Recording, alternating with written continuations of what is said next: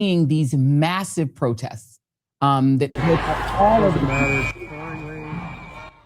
They're just some of them. I mean, they're huge. They're everywhere. This is just three cities, New York City, Minneapolis, and Philadelphia, but they've been really everywhere in response to the shooting death, the killing of Renee Good. As you look at just those incredible images of the protests that have been all over the country, I will note that her killer, ICE agent Jonathan Ross, who weirdly enough is married to a Filipina, you can't make it up, has a Give, Send, Go fundraiser promoted by right-wing Alpha News, which is the same outlet that released his cell phone video of shooting Renee Good and then calling her a dumb B word as he casually walked away from a scene where MAGA insists he was run over by her car. That fundraiser has already crossed north of $200,000 and drawn attempts to block it by, normal people who think he actually should be charged with murder. And per conservative leading media site Mediaite, his online fundraiser frames Ross as a heroic law enforcement officer acting in self-defense during a chaotic encounter. The page has attracted attention not just for high-profile supporters like Megyn Kelly, who's given to the fund, as well as hedge fund billionaire Bill Ackman, the anti-DEI guy, of course, but also for copy in the fundraiser that portrays the shooting as an act of valor against, quote, domestic terrorism, while casting Minneapolis as a lawless sanctuary city. I mean, it is a sanctuary city, but it's not lawless. But the language goes further per Mediaite by singling out the mayor of Minneapolis, Jacob Frey, and singling out the fact that he's Jewish, while blaming his criticism of ICE for allegedly inciting violence. CNN's Jake Tapper noticed it, and posted on X Twitter, linking to the promotion of the fundraiser by Alpha News and asking simply, why does this mention that Mayor Frey is Jewish? One wonders why. I think we can all figure out what this man is trying to do. There's some other additional reporting out there that talks about his past defense of white nationalist kind of memes and things, that he has said some things in the past that indicate that he might be sympathetic to those things. I don't have that additional reporting, but that is stuff that our next guests can probably get into. Meanwhile, here is some truly alarming reporting from our friend Lev Parnas on his Substack, which, quote, I'm going to quote Lev directly. And this is Lev speaking on his Substack. Quote, I'm hearing directly from a source with firsthand access to conversations inside Trump's inner circle, including Donald Trump himself and Stephen Miller.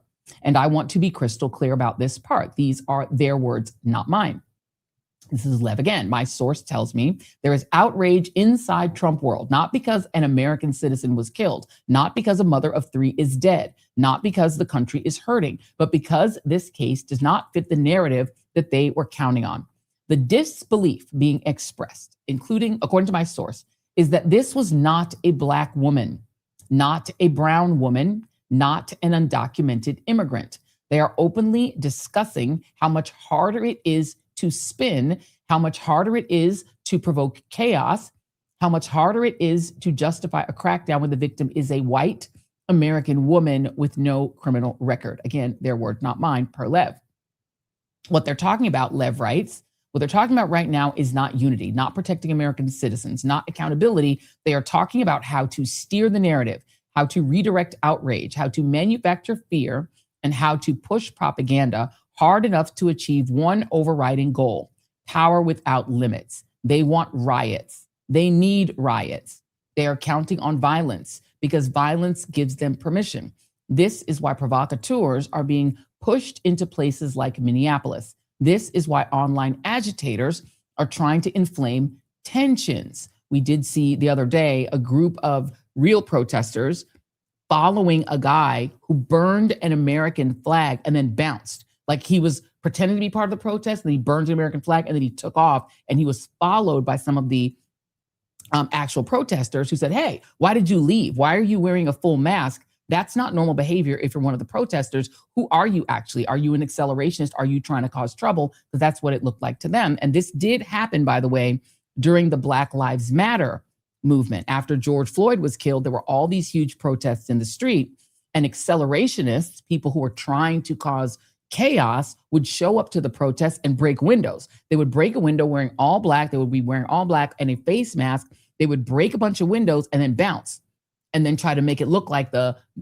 Black Lives Matter protesters were the ones who broke the windows.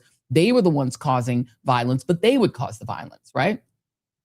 This is a thing that they do on the right to try to make it appear that peaceful protests are actually violent.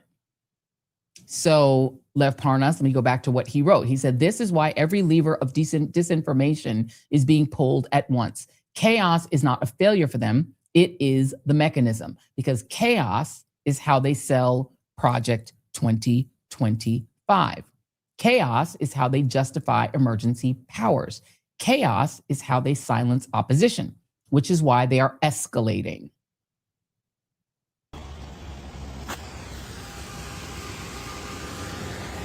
What's up, brother? What's going on? What's up with you?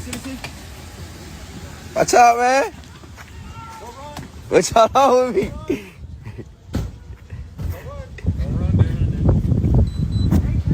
I don't know what they on with me, bro. I got cameras. Y'all tweaking. You got the right to what? Y'all got the right to what?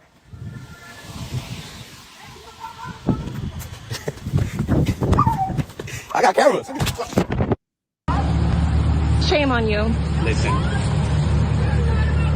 have y'all not learned from the past couple of days? Have you not learned? Learned what? What's our lesson here? What do you want us to learn? Following federal agents. Give me my phone. It's all right. Sir. Sir. Sir. Sir, settle down. Anybody in the car? Did you take a picture of my license plate? Can we call anyone for you? Over here, hon. Are you okay? What's your name? Back up, please. Back up. You doing all right? Huh? I'm not doing all right. What's that? I'm not doing all right. I'm not doing all right. I can't hear Back what up. you're saying. What's that? Yo. See that? Yo, they're recording. They're here. What y'all doing? Yo, back up. What's that? You good? Oh, absolutely. Your face. Absolutely. Right. Oh, back up. I'm walking here. Back up. Like that. Do the show. Hey, that's not a nice guy. I don't give a fuck. Good. Fuck you and fuck all y'all. What you gonna do? Hey, you guys American citizens? Fuck you. Huh? American citizens? None of your business. That's what. There's a wall there. Fuck you. All right. Fuck every single one of y'all. Look at that. I'm gonna get a pic. Hold on. Go ahead, take a pic right there. We get one of this guy here. Right here. Appreciate That. that. Fuck you. Fuck you. Fuck you. Fuck you. Fuck you. Hey, don't touch him. Don't touch him. What are you doing? Come on. Yo. Yeah, he works it. Look at that. Fuck you. Fuck you. What? Fuck you. Look at that. Look, they're grabbing him. Look, they're grabbing him. What's your name? What's your name? Jonathan Aguilar Garcia. I'm literally a U.S. citizen.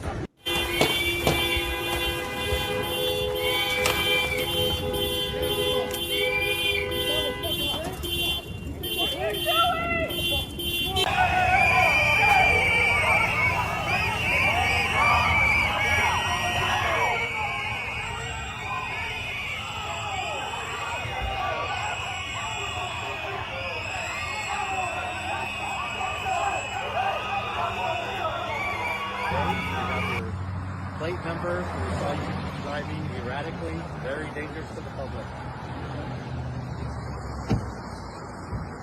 How you doing? Good, how about You're you? interfering with our operations. Not You at all. can be arrested Not at under all. 18 Not U.S.C. doing that. 111. Nope, not We will not arrest interfering. you. Not if You you're have not been interfering with our operations. You were following us yesterday. Numerous Watch times. what you're doing, dude. Numerous times you've Not been interfering interfering. with our operations. Not interfering. Yes, you are. No, I am not. If you Never got in continue, front of you. you will be in handcuffs. You will be arrested.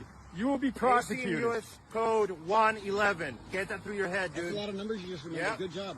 I'm not breaking the law and you fucking know it. Yes, you are. Not breaking the law Yes, you are. and you fucking know it. Never got in front of everyone, never. One more time and I will put you in handcuffs. Bro. One more time. Bro. Keep it up. Step the fuck off, you piece No, of shit. no, I'll Yeah. stand right here, pal. Right here all And day. if I fucking touch you, then you're gonna fucking arrest me. Right all day. Yeah, fuck you. You are worthless. Fuck you. Worthless. Fuck you. You are. Fuck you. You have Yeah. no honor. Hold your fucking dogs back. Hold your fucking.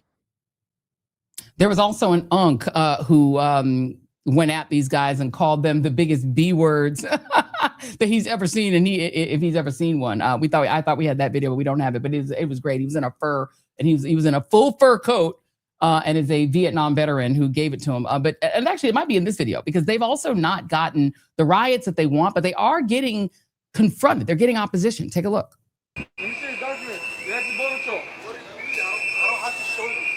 How do I know you're a U.S. citizen? If you go two ways, I can take you.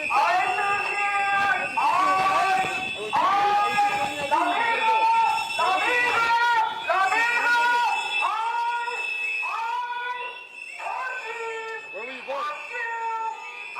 Where were you born? Africa? Are you a U.S. citizen or you got naturalized? U.S. You're naturalized? What year?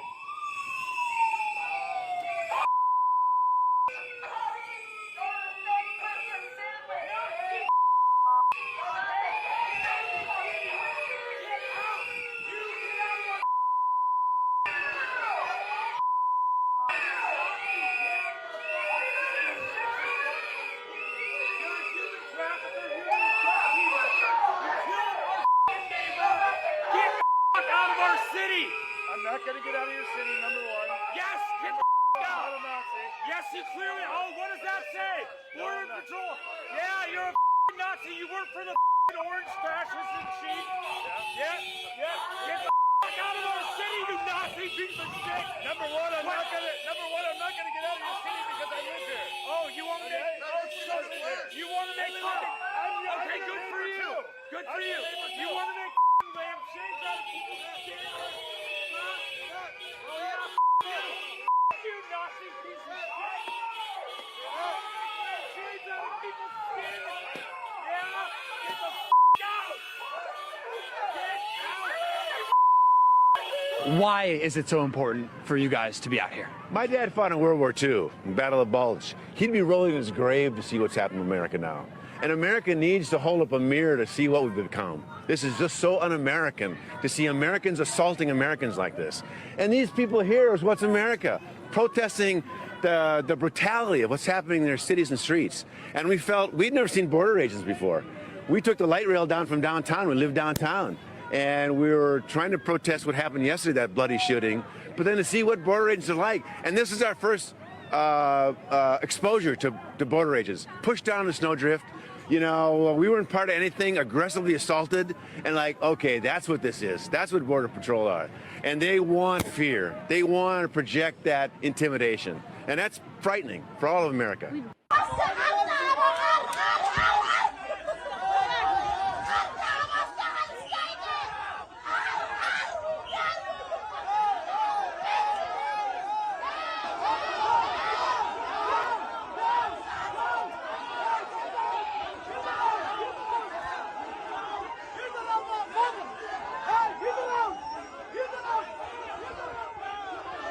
Give a little bit more. A little bit more. You guys are all bitches. You can't do shit to me. You can't do a thing to me. Get the out of here. Get the out. Nobody fucking wants you here. Right, get the out.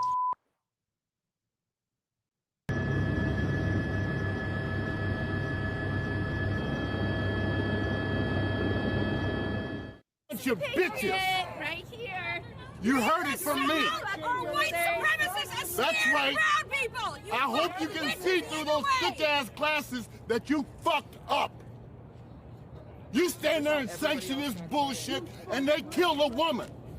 They're ruining businesses that have been here for generations. They're fucking up this community. You can go home safe, but no, you're here to terrorize this city. A bunch of bitches if I've ever seen a bunch. And I'm telling you to your face. And if you don't like it, fuck you. Pardon the cussing, but I had to show thank you. I'm glad that clip was there. Freedom News TV, big up to them. CBC News, BT Newsroom, all the independent media who are capturing what's happening. It's giving Night Riders of the Ku Klux Klan, but meets the Black Panthers. Because what's happening is people are not responding to the terrorism that is being inflicted. You see the intensity with which these people are marauding communities. As J.D. Vance promised, they're going door to door. They're banging on people's doors. They're knocking out people's car windows, dragging people out into the streets. It's almost as if they are sort of renegade marauding through communities, trying to, as Lev Parnas reported, get people to react violently to them. It's as if they want people to react violently to them, stepping in front of cars, wanting to be confronted so that they can then get violent. But what's happening is the terroristic tactics are not making people more fearful. They're actually prompting people to fight back. Joining me now, former Metro police officer, author, analyst, and January 6th hero, Michael Fanone. Paul Butler, Albert Brick Professor in Law at Georgetown University Law Center, and the aforementioned Lev Parnas. Thank you all for being here. Lev, I've quoted your Substack, so I am going to start with you because the accelerationism that we saw during the Black Lives Matter protests, or when a couple of accelerations would show up, break a window, create chaos to make it look like the BLM folks were violent. But now it appears the accelerationists are ICE, who I will note their training was reduced to 47 days, halved to 47 days in honor of Donald Trump. Your thoughts?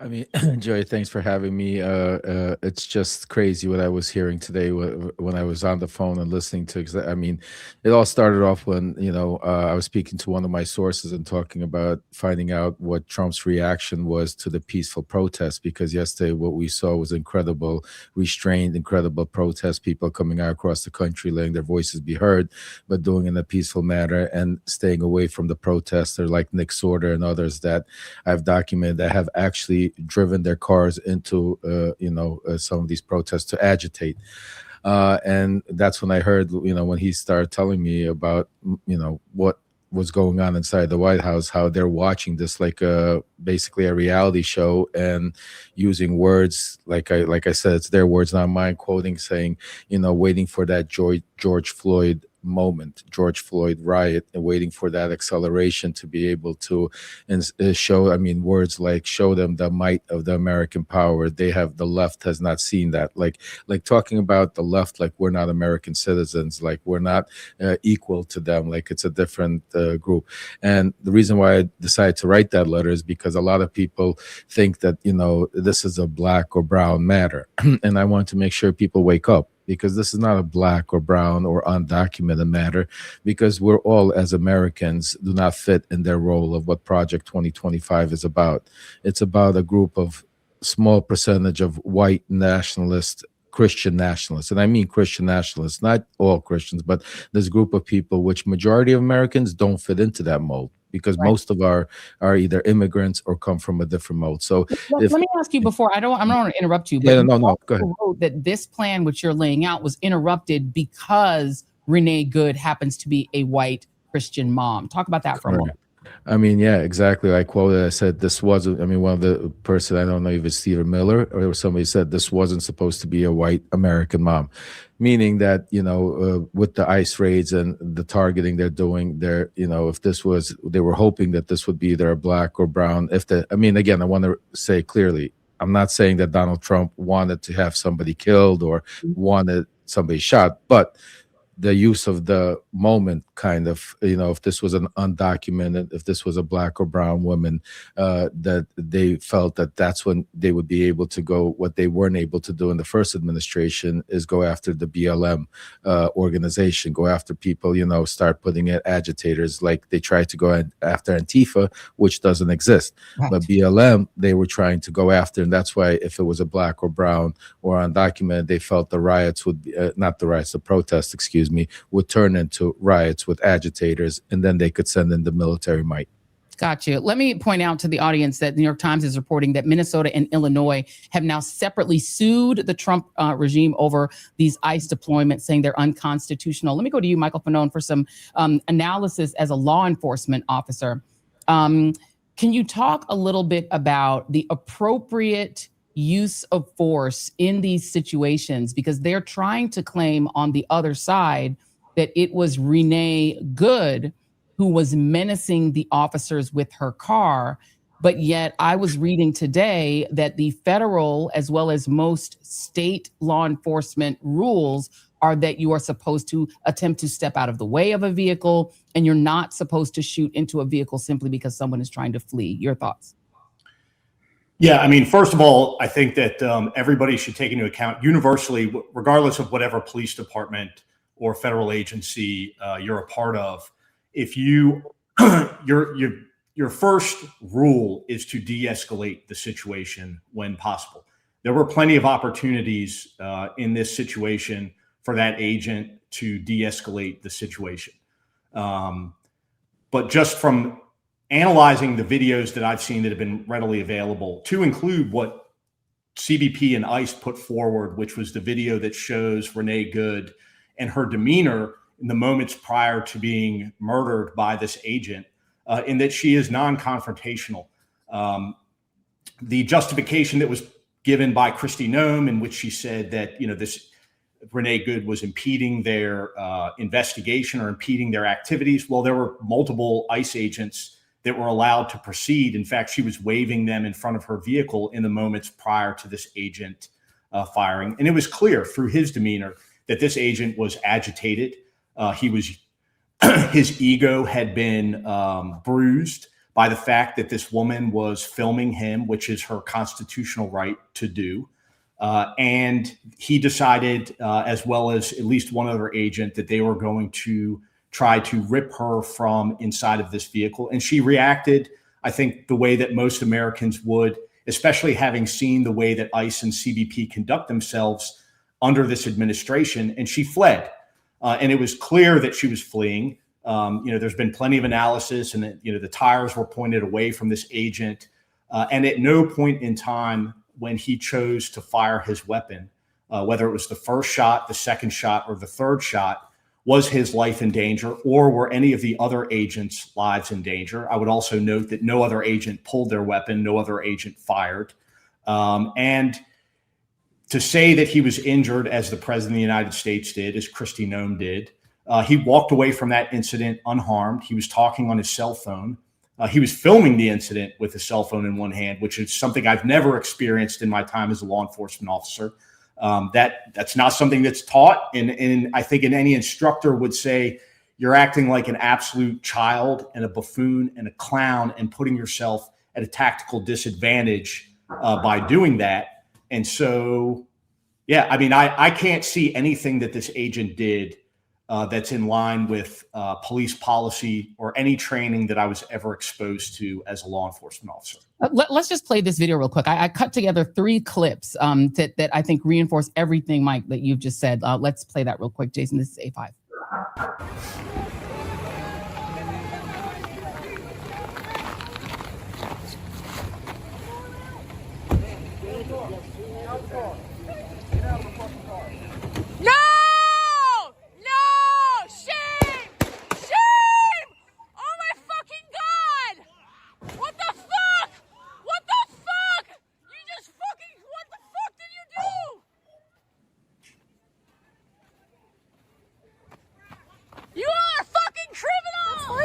I'm not mad at Floyd.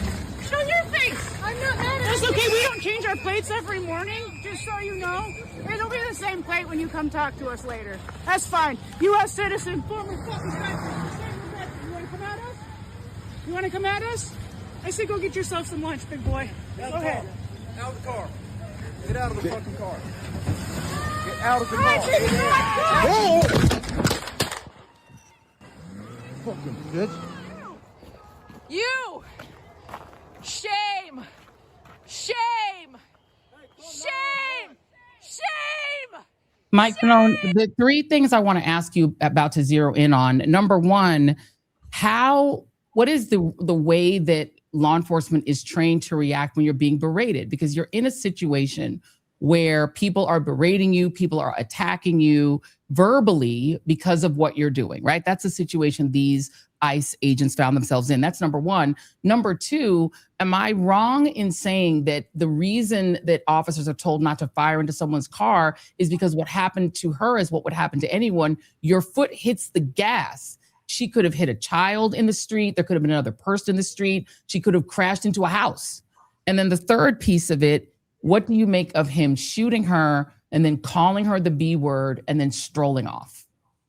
Yeah, well, first, if you'll just indulge me, Joy, I want to read for you the use of force policy for ICE and CBP, as well as all other federal agencies. It's 1-16.200. And I would ask that anyone who's watching this go to the DOJ website and pull up the use of force policy. It's the use of deadly force and prohibited restraint techniques. And I'm going to read the first two bullet points because they're the most applicable.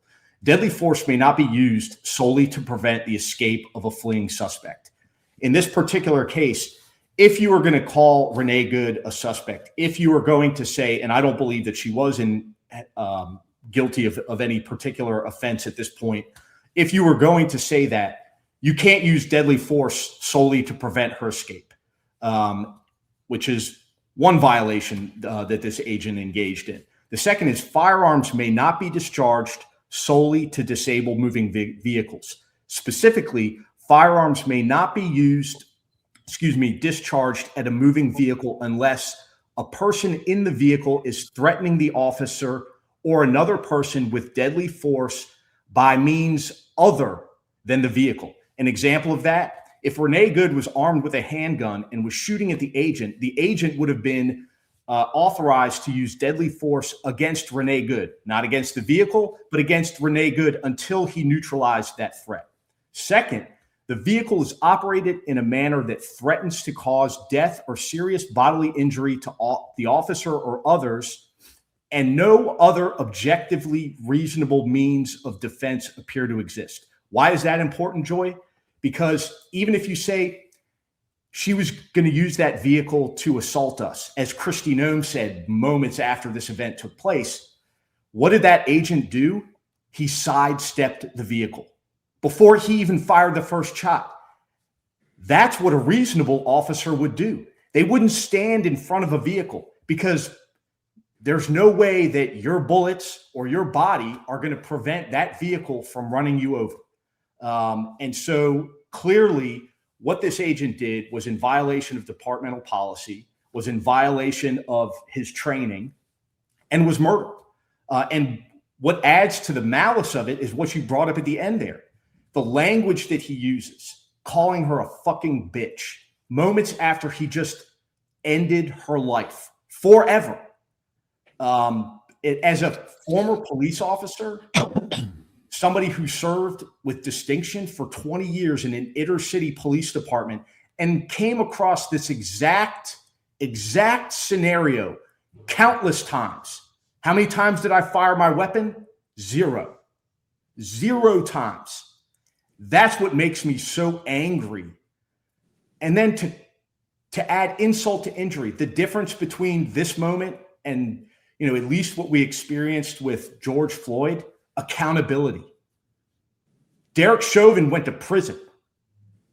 This guy is being lauded as a fucking hero. This administration has declared that Renee Good, because she doesn't fit their normal narrative of a person of color, a person with an accent, or someone that's an immigrant to this country, she's now a domestic terrorist. She's a mother who is in her own fucking neighborhood looking out for her fellow residents.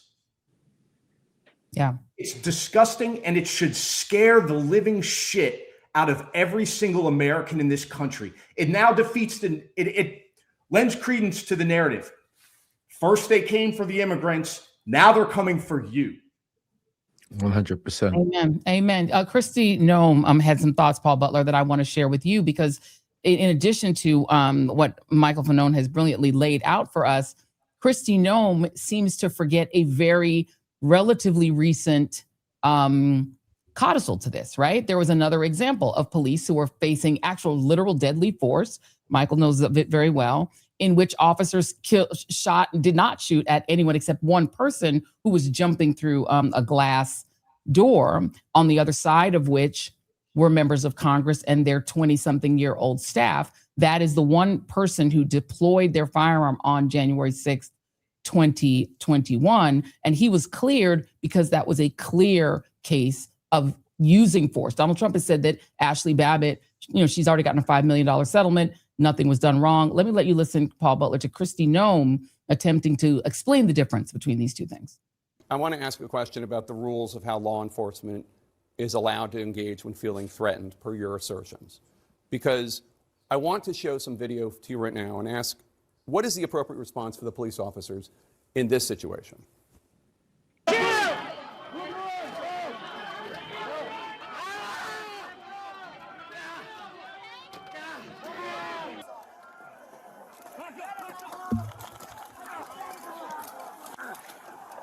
Those are law enforcement officers being physically attacked.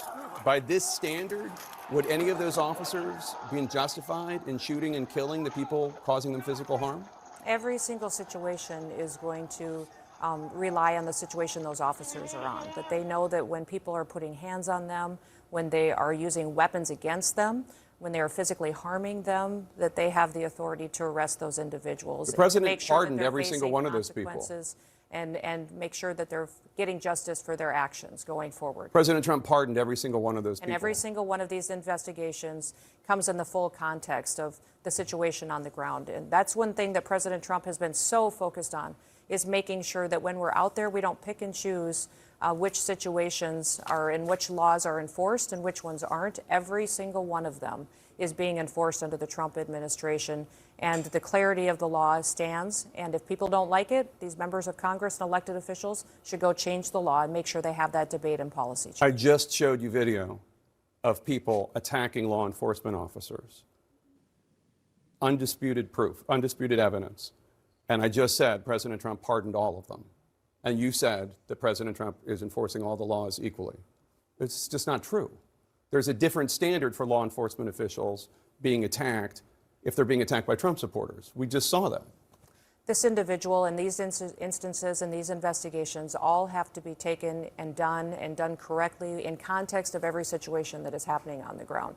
So what we are doing today as the Department of Homeland Security is out there with our law enforcement officers, making sure that we're targeting the worst of the worst and that we're talking factually about each situation and making sure that we're bringing those perpetuators of violence back to justice, bringing them to justice and making sure they face consequences for their crimes. We'd love to have the partnership of Mayor Fry. We'd love to have the partnership of the Chief of Police and of Governor Walz every day when we're out there to make sure they tone down the rhetoric and they do the right thing for the people of Minnesota.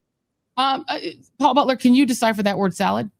No, I can't. I really can't, because it doesn't make any sense. When she lauds the rioters and insurrectionists and violent criminals who assaulted police officers on January 6th, she defends them.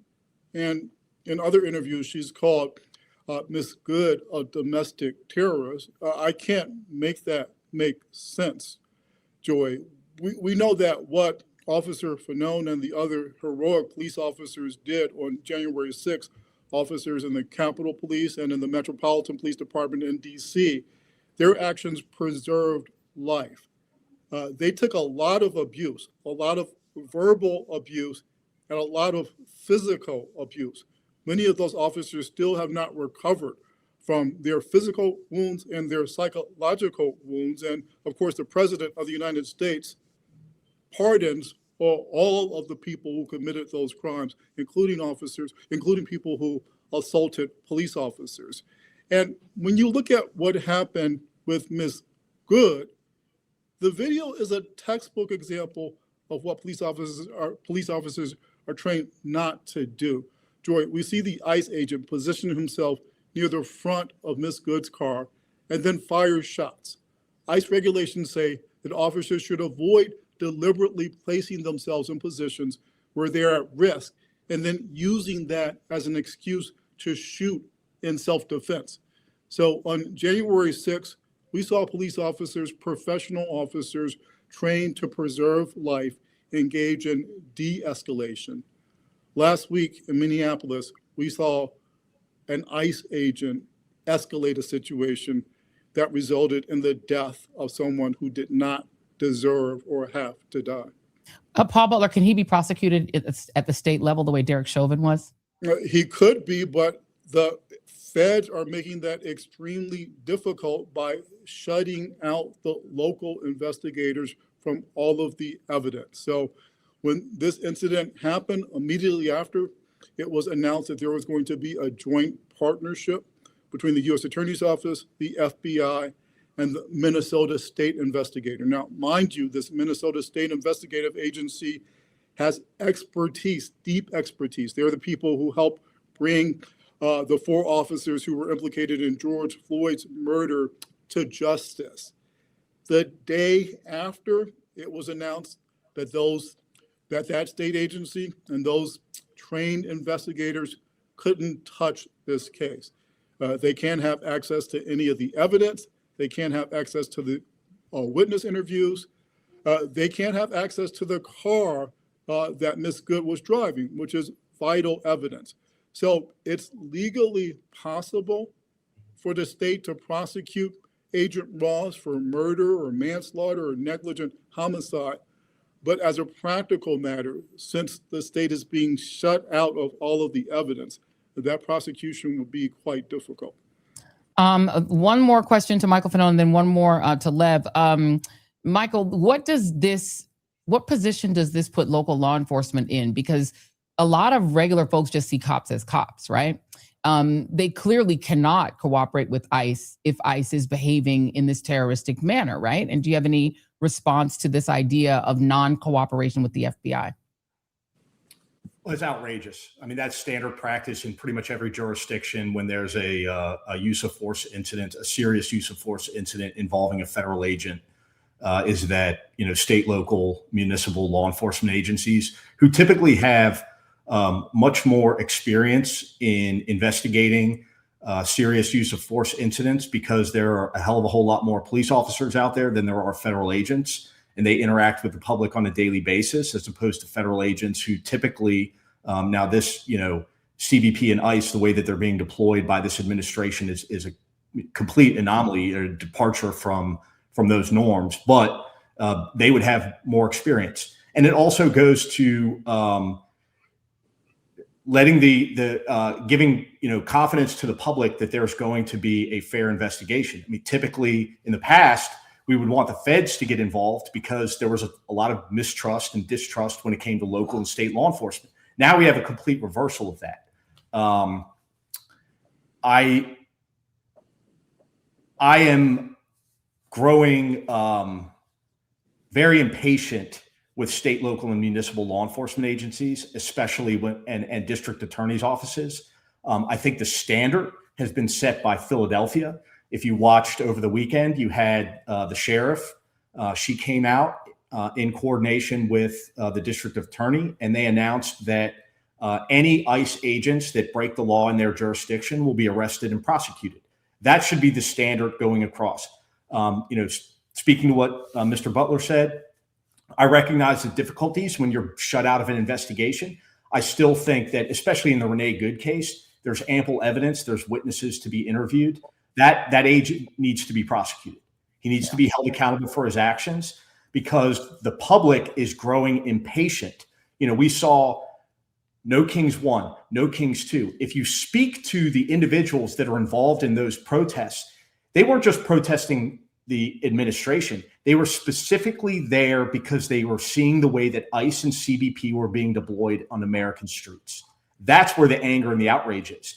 It's fine for these politicians like Minnesota's mayor to come out and say, or Minneapolis's mayor, ICE, get the fuck out. I appreciate the sentiment. Now I need to see actions. How are you going to deploy your law enforcement agencies to protect the American people? That's what needs to go. J.B. Pritzker, I get it. You know, you're standing up against the administration. Now it's time to put your money where your mouth is and actually do something to protect your citizens, to protect the migrant communities from these clear abuses, not just of the Constitution, but of people's physical safety. People are dying. It's time to do something, not just say shit. Yeah, Lev. I mean, I couldn't say, Michael, I agree with you 100%. It's time for action. And, you know, that's the one thing that everybody needs to understand. We got, you know, Trump on the defense is Trump making mistakes. And we seen that November 4th when the people came out, and when the blue tsunami, as they called it, came out. And, you know, so we need to do the same thing. We need to, Michael said 100%, there needs to be accountability, there needs to be action. Right now, the cover-up is happening. What MAGA and what the Trump administration is great at is cover-ups. They're not great at fully covering it up, but they're great at trying to change the narrative. Just remember with the first perfect phone call with Vladimir Zelensky, we all saw the transcripts, but he got away. Then came Georgia. We heard the 11,000 votes. We heard it with our own ears, but still, now we're watching with our own eyes. Just like you guys said, 100%. This was an execution that's being covered up. And to make matters worse, they have a GoFundMe for this guy that's set up, and they're raising a ton of money for supposedly a defense fund. Think about this, Joy, a defense fund for a guy that supposedly has immunity from prosecution. So what's the defense for? It's all a grift. It's all a scam. And it's right now, they need to start doing certain investigation, arrest them, put their feet to the fire, let them come and let them try. The more they do it, but don't just sit back and say we can't do nothing. Before I let Paul go, I just have 3 more quick things to play. Let me play very quickly because Donald Trump, I do have to ask you one more question as my our legal eagle here. Here's Donald Trump explaining why he thinks this happened to Renee Good. Seen it, and the woman was very violent. She's a very radical person. Very sad what happened. Her friend was very radical. Go and drive. Officer, absolute immunity. How would you define that? Well, I'm going to let the people define it. But immunity, you know what immunity means as well as I do. So that officer should be back on the force? People can't be treating law enforcement that way, whether it's ICE or Border Patrol or our police and men and women. You can't do that. We have to respect. And then to the point that Michael Fanone made, let's play the Philly police chief and what she said. Good afternoon. I'm Rochelle Bilal, the sheriff for the city and county of Philadelphia. And I say her name, Renee Good. Renee Good. Renee Good. Renee Good. Renee Good. Renee Good. This should not have happened, but we're here today. Let know that law enforcement professionals, real ones, not the fake made up ICE, probably Trump's new army to attack citizens of the United States. Did you hear what I said? No law enforcement professional wears a mask. None. None. Those that come into our communities wearing a mask to commit crime, thank God for our district attorney, Larry Krasner, who say he's going to lock them up. And I'm saying now, we are not going to whisk you away for them to hide your identity, because when you do it there, you're getting arrested there. Okay. No whisk away. And last but not least, I want to play this pastor who was confronted by ICE agents and had a pretty harrowing experience. An ICE agent literally came over to me and said, "What did you say?" I said, "I am not afraid." And they pointed a gun in my face. ICE put handcuffs on my hands and put me in a black SUV. And then a few moments later, they came back and they said, "Are you afraid yet?" And I said, "No." And then they said it. "Well, you're white. You wouldn't be fun anyway." It was then that I knew that this staging, that these ICE raids are really about fear and intimidation. Paul Butler, I'm going to give you the last word, it turns out. On this question of whether or not what the state at this point is doing really does amount to domestic terrorism against these communities. As you heard this last pastor say, they made it racial. They want him to be afraid. And Donald Trump claims that immunity is going to be defined by the people, meaning his people. The police chief in Philadelphia begs to differ, but that is what the regime is saying. So the immunity is defined by the Constitution of the United States. Police officers do not have absolute immunity. Federal officers do not have absolute immunity from state prosecution. If they are acting outside of their jobs, if what they're doing isn't necessary and proper is the legal phrase, then they can be prosecuted, and they should be prosecuted. What we heard from that sheriff in Philadelphia is effective policing. So she's not just concerned about unethical or immoral behavior by ICE agents. She's trying to create a sense where people in her community trust the police. They're confident in the police. They don't feel like the police are out to get them. And there was some progress on that issue after the murder of George Floyd. And a lot of people aren't going to make these distinctions between federal agents, the FBI, and local police departments. They'll go back to this concern that especially for people of color, for undocumented people, for immigrants, for transgender women of color, that all the police want to do is to lock us up. So again, it's not just immoral, it's ineffective law enforcement. It's bad policing that's being promoted by the Trump administration. Indeed. Michael Fanone, Paul Butler, Lev Parnas. Thank you, friends. We appreciate you guys so much. Thank you. Thank you. Thank you, Joy. Thank you very much. Appreciated. So there it is, everyone. 3 professionals, 3 people who know what they're talking about, actually talking about an issue that is really important because we're seeing this play out in the streets of the United States. What really does, in my mind, amount to domestic terrorism. I want to take a moment and pivot and let you guys know that the Joy Reid Show tonight is brought to you by our friends at Helix. And by the way, who doesn't need a good night's sleep, especially in these wild times? So here's the thought. Why not stay comfy in your repose on a mattress by Helix? Get a great night's sleep and avoid issues like night sweats, because you know I know about that, honey. Night sweats, back pain, arm numbness from sleeping on your side, and all of the bad things. Because Helix will get you comfy and right so that you can wake up to a great day. So start by taking the Helix Sleep Quiz, which matches you with the perfect mattress based on your personal preferences and your sleep needs. It makes buying a mattress super easy. Helix is the most awarded mattress brand, tested and reviewed by experts like Forbes and Wired. They're also offering free shipping right now and seamless delivery. Helix will deliver your mattress right to your door with free shipping in the US. Plus, there's the Happy with Helix guarantee. Rest easy with seamless returns and exchanges. The Happy with Helix guarantee offers a risk-free, customer-first experience designed to ensure that you're completely satisfied with your new mattress. And you can add in their 120-night sleep trial and limited lifetime warranty. So Helix will help you sleep better.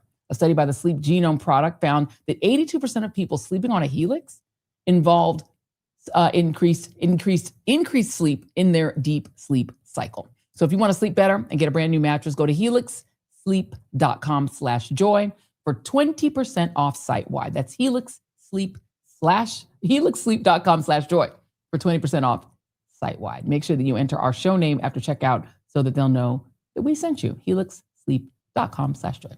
All right, let's get into this thing that I know a lot of people are in the chat waiting on, because it seems to me that our friend, well, I don't know if I call him a friend, Stephen A. Smith is talking shit again. I don't know if you would categorize this as a third rail or a pitfall, as you describe, but in your book, you talk about how when you were first starting with, quite frankly, you were concerned that the Black community might see you as a sellout, as an Uncle Tom. And as you know, some of those criticisms have come about lately. And I want to just play a quick clip to get your reaction. Sure. To use your platform in order to not only come for me, but consistently kind of have a track record of coming for Black women, I was just very disappointed in him. They're paying you not for your numbers, my friend. They're paying you because you are willing to say the nasty things about Black people that they want to say. Your reaction? They should be ashamed of themselves. Where's your evidence? Well, Crockett, you have apologized. Well, let me tell you what I apologized for. Trump followed up what I said by calling her low IQ and stuff like that, which I found appalling. She's a highly educated woman. She's licensed to practice law in the state of Texas, Arkansas, and federally. She's a United States representative. She's an influential, intelligent, decent, good Black woman who cares a lot about Black people in this country. So I apologized for assisting in any way this notion that it's okay to say that about her, because I didn't want any parts of that. But I did feel that the situation was overblown. I was simply saying, is cursing the president out and calling him a piece of on national television or in front of a national audience going to help your constituency? I wanted to know the answer to that question. You know, it's not just Joy Reid and... Well, let me say something about Joy Reid. Let's get this out of the way. I don't know this woman. I've met her one time. I shook her hand once. I've never spoken to her in my life. And she's responding that way because when she got fired by MSNBC, her show got canceled, I spoke on it. And what I said was, she is a talent, highly intelligent woman, I respect her. The issue, however, is that if your numbers drop 47% and you are black, in this culture that we're living in, did you really expect something else to happen? Of course they were going to do that to you. I'm looking at it and I'm saying, okay, I get what you're saying and you might be right. But the manner in which you're going about it, that ain't going to serve you well long term. But why is it that many black women have had this criticism on Stephen A. Smith? Who are the many? Because I think they're a few. Okay. That is the interview that Lindsay Davis on ABC, great journalist Lindsay Davis, is doing with Stephen A. Smith. And I want you all to notice, as we just played that clip, their promo, that he did not answer Lindsay Davis's question. He just did his usual, I have so much respect for these sisters shtick before, attacking Jessamine Crockett and me with his same old bullshit. Now, I will note that he seems to have changed his position on moi, however, saying that since the entirety of the artist formerly known as MSNBC's ratings numbers went down after the election, and mine did too, that I got fired because I'm black. Did you notice that he said that? Particularly since ratings were actually up on my show and across the network at the time that I got fired. So he's saying that with everyone's ratings went down and mine did too, I should have known that they were going to fire me because I'm black. That's weird, Stephen. Because I thought your whole shtick was to say, you've got to prove that it's about race and it's not about race. But now you're saying it is about race? And since the ratings at Ms. Now, they were down throughout the entire year in 2025 versus Fox. They were down. Fox's ratings were up and the ratings at CNN and Ms. Now were down throughout 2025. And I haven't worked there since February 24th. So does this mean that people who are black who work at Ms. Now should expect to be fired per your formula? Because that's not the thing that you normally promote, right? And to go ahead and answer Lindsay's question, since you didn't, Stephen, here is a compilation of why so many black people, and they're really not the few, think that you're a sellout. Get real serious about Kamala Harris. I'm incredibly disappointed with what I've seen from the standpoint of her promoting this book. She came across as somewhat leaderless at that particular moment in time, which is something that Trump was pointing out. Then you come out with a book. Nobody wants to hear this now. This is the problem. And this is why I believe her political career is over. Serena Williams was wrong. Somebody has to say it, so I will. When Serena Williams brought the issue of gender and sexism into the argument, that's when she... Mrs. Michelle Obama, I would like to see you have some people on your podcast with dissenting opinions, dare I say. That would be nice. So they could have an opportunity to clap back if you say something. You said a vote for Trump was a vote against you and a vote against y'all as women. I want to state for the record, I took major offense to that. Black men don't just love our black women. We revere y'all. She is entitled to her opinion. She's earned it. I have never, nor would I ever, disrespect Jemele Hill. But that doesn't mean that you get to create your own facts. You can call it bullshit all you want to. Respectfully, the one that's spewing bullshit is you. I'm really, really trying to be as respectful as I possibly can be towards LeBron James. I am pleading with LeBron James as a father. Stop this. Stop this. We all know that Bronny James is in the NBA because of his dad. I don't know why the hell Nike made these damn uniforms that have hoods attached to it, by the way. You got a lot of those white folks in the audience that's going to think this is Trayvon Martin being revisited. And I'm not joking about it. The bench is no place for somebody to be wearing hoodies. Colin Kaepernick wants the media. This Colin Kaepernick media can't find him. He ain't done no interviews. He ain't talked to nobody. Media can't find him, but he wants to do it. He wants the media available now. He don't want to play. He wants to be a martyr.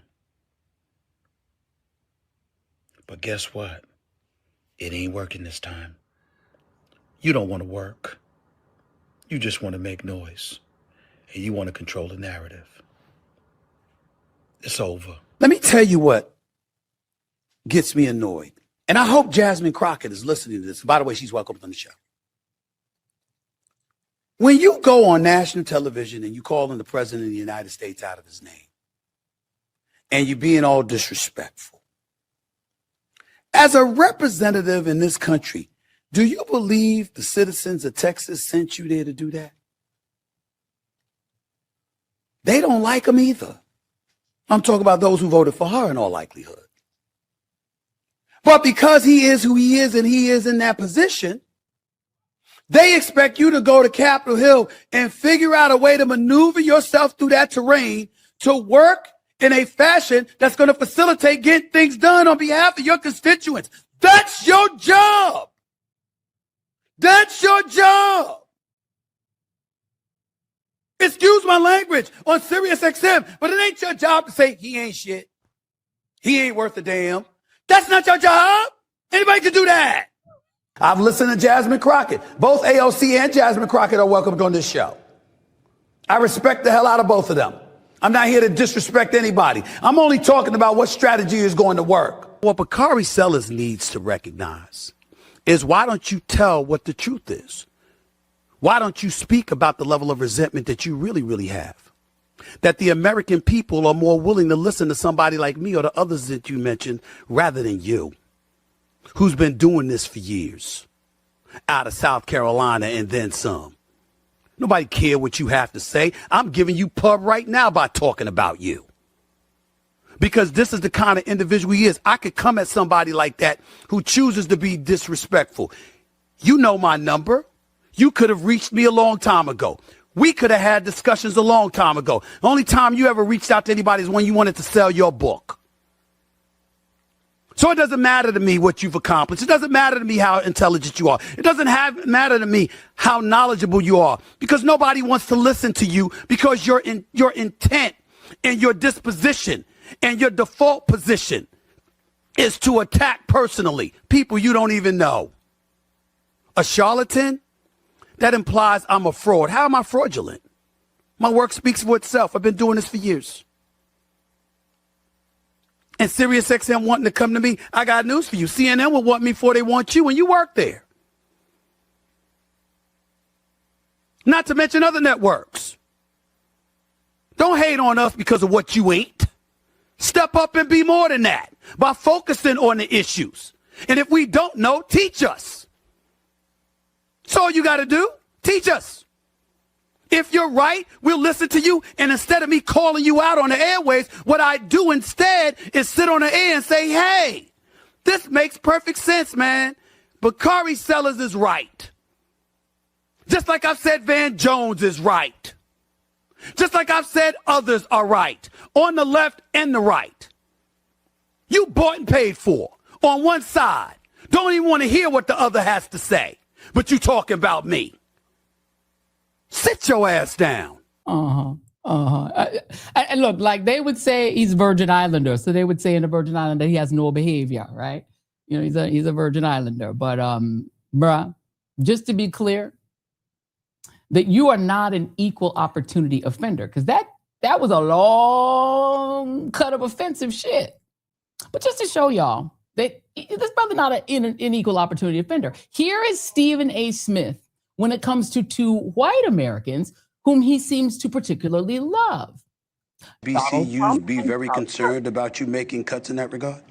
Not at all. And let me just tell you, I'm glad you brought it. Historically black colleges and universities, I saved them, Stephen. They were going out of business. They came to me, about 50 people that headed up, and they came to me the first year, and I took care of them. I took care of the black colleges and historically black HBCU. I took care of them. You know that better than anybody. Then they came to me the second year, and I said, wait a minute.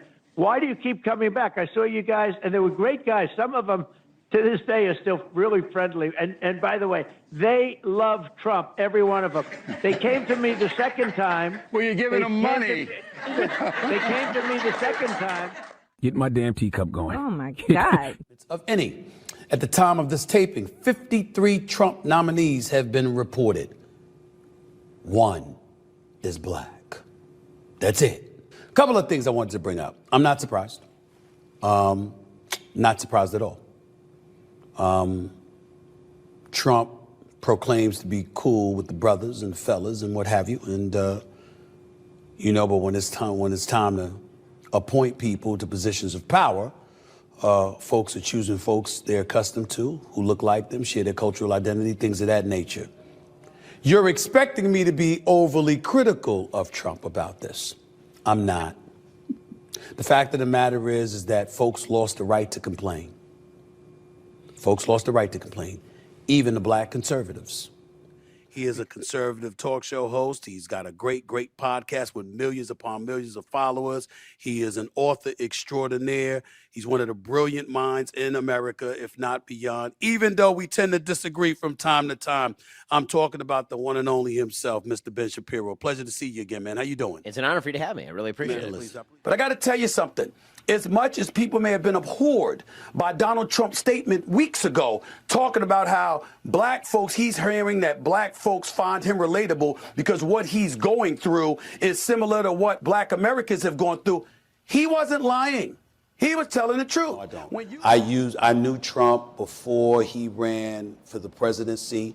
I thoroughly enjoyed talking to him. I genuinely liked him. I didn't know who this guy was running for president. I think he's changed, but I will tell you this. I think when people call him racist and stuff like that, I've never thought of Trump that way. He's not against black people. He's against all things not named Trump. There's a difference.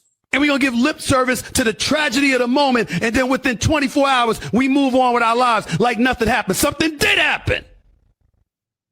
Don't care what his political beliefs were. I don't care what he felt. And then I'm going online and I'm seeing people celebrating it. Shame. Shame on you. What I'm not suspect on is him getting them. Hell with that. That's the right thing to do because across party lines, everybody in our government said this man was a narco-terrorist and we want to get him. What's the problem? You got him. Why are we complaining? People in Venezuela ain't complaining.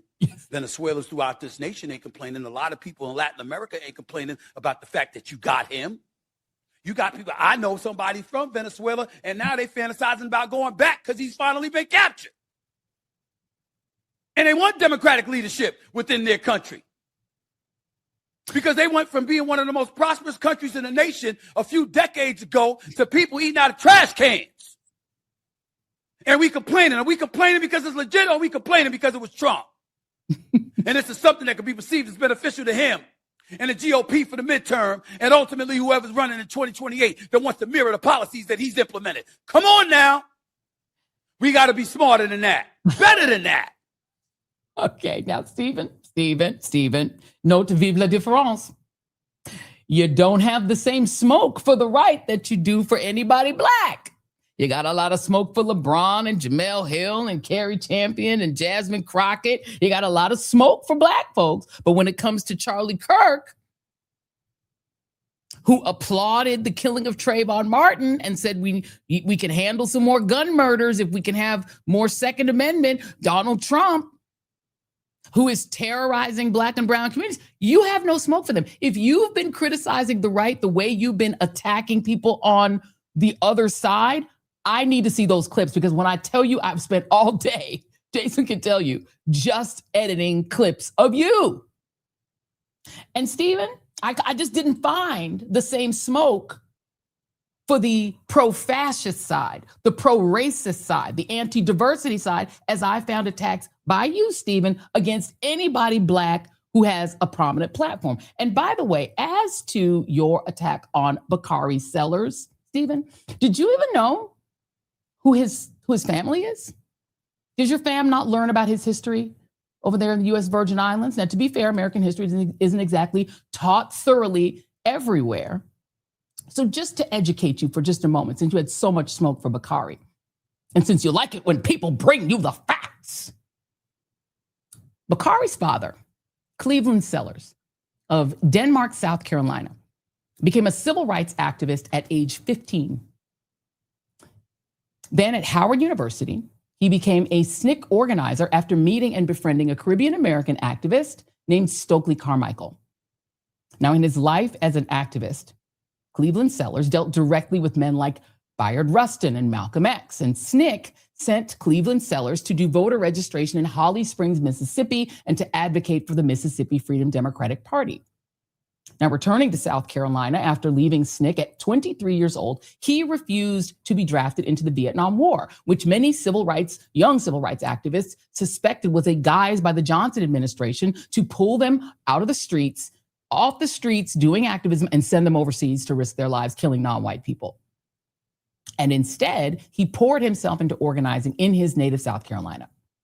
And 2 years before the 1970 Kent State Massacre, Cleveland Sellers became the only person indicted and jailed following the Orangeburg Massacre, which took place on the campus of South Carolina State University on February 8, 1968, whereby state police shot 28 students, most of them in the back, killing 3 young men. We're going to put their pictures up. It's B6. The 3 young men who were killed in the Orangeburg Massacre were named Samuel Hammond, all-star basketball player Delano Middleton, and Henry Smith. Those same officers wounded 27 other people, including Cleveland Sellers, who was shot in the left shoulder. The peaceful protest that police shot up was over the de facto segregation of a local bowling alley. Now, Cleveland Sellers, literally while laying injured and in the hospital, was deemed by police to have been an outside agitator, despite not even being an organizer of that specific protest. Yet he was arrested, charged, and given a year of hard labor for supposedly inciting a riot, when the violent rioters were in fact the police. He was targeted by police because he was friends with Stokely Carmichael and worked with him. And Stokely Carmichael had terrified white Americans with his calls for Black power. And because Cleveland Sellers, unlike Charlie Kirk, whom you so admired, was organizing students on college campuses like South Carolina State towards social and civic consciousness, not to believe that, Black men were inherently unqualified to be airline pilots. Bill Clinton, by the way, pardoned Cleveland Sellers in 1993.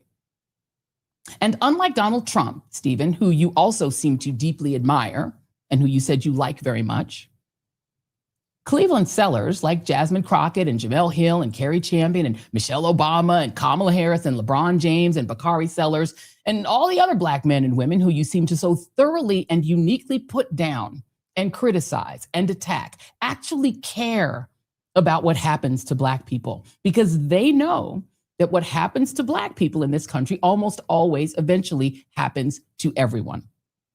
The violence visited upon us is what you might call metastatic. It metastasizes eventually to every other community, as we've already seen happening to the OGs of getting massacred by colonizers, our indigenous brothers and sisters who are literally today being harassed by ICE, ironically, in the country stolen from them.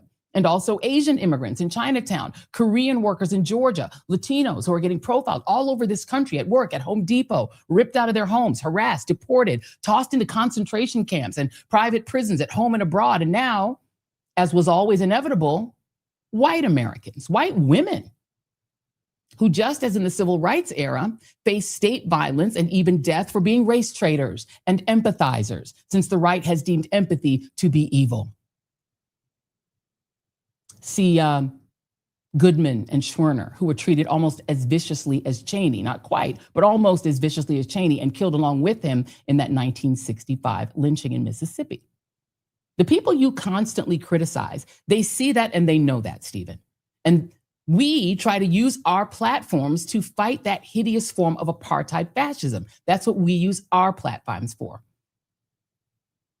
That's why it is so problematic, Stephen, when you use your platform to say shit like this. Video on numerous occasions. And seeing what transpired from a lawful perspective as it pertains to a law enforcement official Don't expect him to be prosecuted. He was completely justified. From a humanitarian perspective, however, why did you have to do that? If you could move out the way, that means you could have shot the tires. That means you could have got her a few feet away after you shot the tires. And if you were unsuccessful in doing that, you could have got her down the road. You didn't have to do that. She wasn't driving down the road coming at you 90 miles an hour. She was parked in the middle of the street. And rather than get out the car, she wrongfully tried to drive off and wrongfully disregarded law enforcement official, which is exactly what ICE is. And as a result, lost her life because of it. Oh, Stephen, from a lawful perspective, Stephen, given that you're not a journalist anymore, I mean, you did write for your school sports paper, and you did come from the Philadelphia Inquirer, so you used to be a journalist. But if you were an actual journalist on your podcast, if you wanted to speak from a lawful perspective, you would do what I did on the show tonight. You would bring on people who can speak from a lawful perspective, meaning a lawyer like Paul Butler, who can speak from a legal perspective, or people like Michael Fanone, who's literally law enforcement and who can speak from a lawful perspective. You would bring on people who have actual journalism in play at this moment, like Lev Parnas, who can speak to what's actually happening rather than just running your freaking mouth with your opinion. From a lawful perspective, you could have shot out the tires. Really? Because I'm not sure that it will be a lawful perspective to shoot out her tires either. There is a fleeing felon rule. You can't do it. You just heard it. Well, you wouldn't have heard it tonight, but maybe someone will send you the clips so you can hear from a lawful perspective actually what the facts are in the state of Minnesota rather than just running your mouth. From a lawful perspective, I think you might need to stick to sports. Because see, what I'm saying, Stephen, what I'm saying personally, is that you wouldn't even have an education if it weren't for men like Cleveland Sellers, nor would you have the freedom to be loud and wrong while claiming Jasmine Crockett is loud and wrong when she's just crying out for justice while you were crying out for people to respect Donald Trump. You wouldn't even have that opportunity if not for people like Cleveland Sellers, whom you disrespect when you disrespect his son in that manner, and whose story you probably don't even know.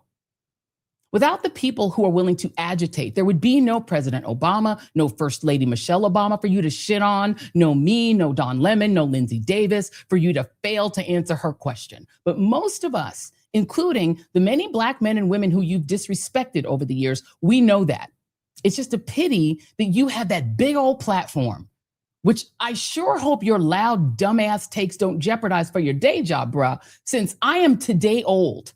Just doing my research on you since I don't watch your show and not previously realizing that your podcast is not even connected to ESPN. So don't shit on your day, your main bag by saying dumb shit on your podcast. That's just my free advice to you. Because you either don't know shit or you just don't care. Instead, you use your platform to cozy up to the Bill O'Reillys and the Chris Cuomos of the world and the Newsmaxes, sucking up to them for favor from the regime, while people who you actually could have used your platform to stand up for, people like the people Colin Kaepernick stood up for and threw away his literal career to stand up for, while those people are destroyed. And I promise you, Stephen, I promise you, when the unspicy whites are done with you, and eventually they will be done with you, you may not have a home in Black America to come home to.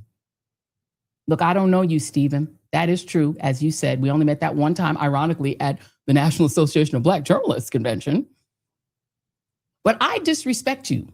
I disrespect you, Stephen, if I'm being honest, because I suspect that had you not been a 1-year-old in February 1968, and instead had been a sports broadcaster at the time, you probably would have attacked Delano Middleton for not sticking to sports.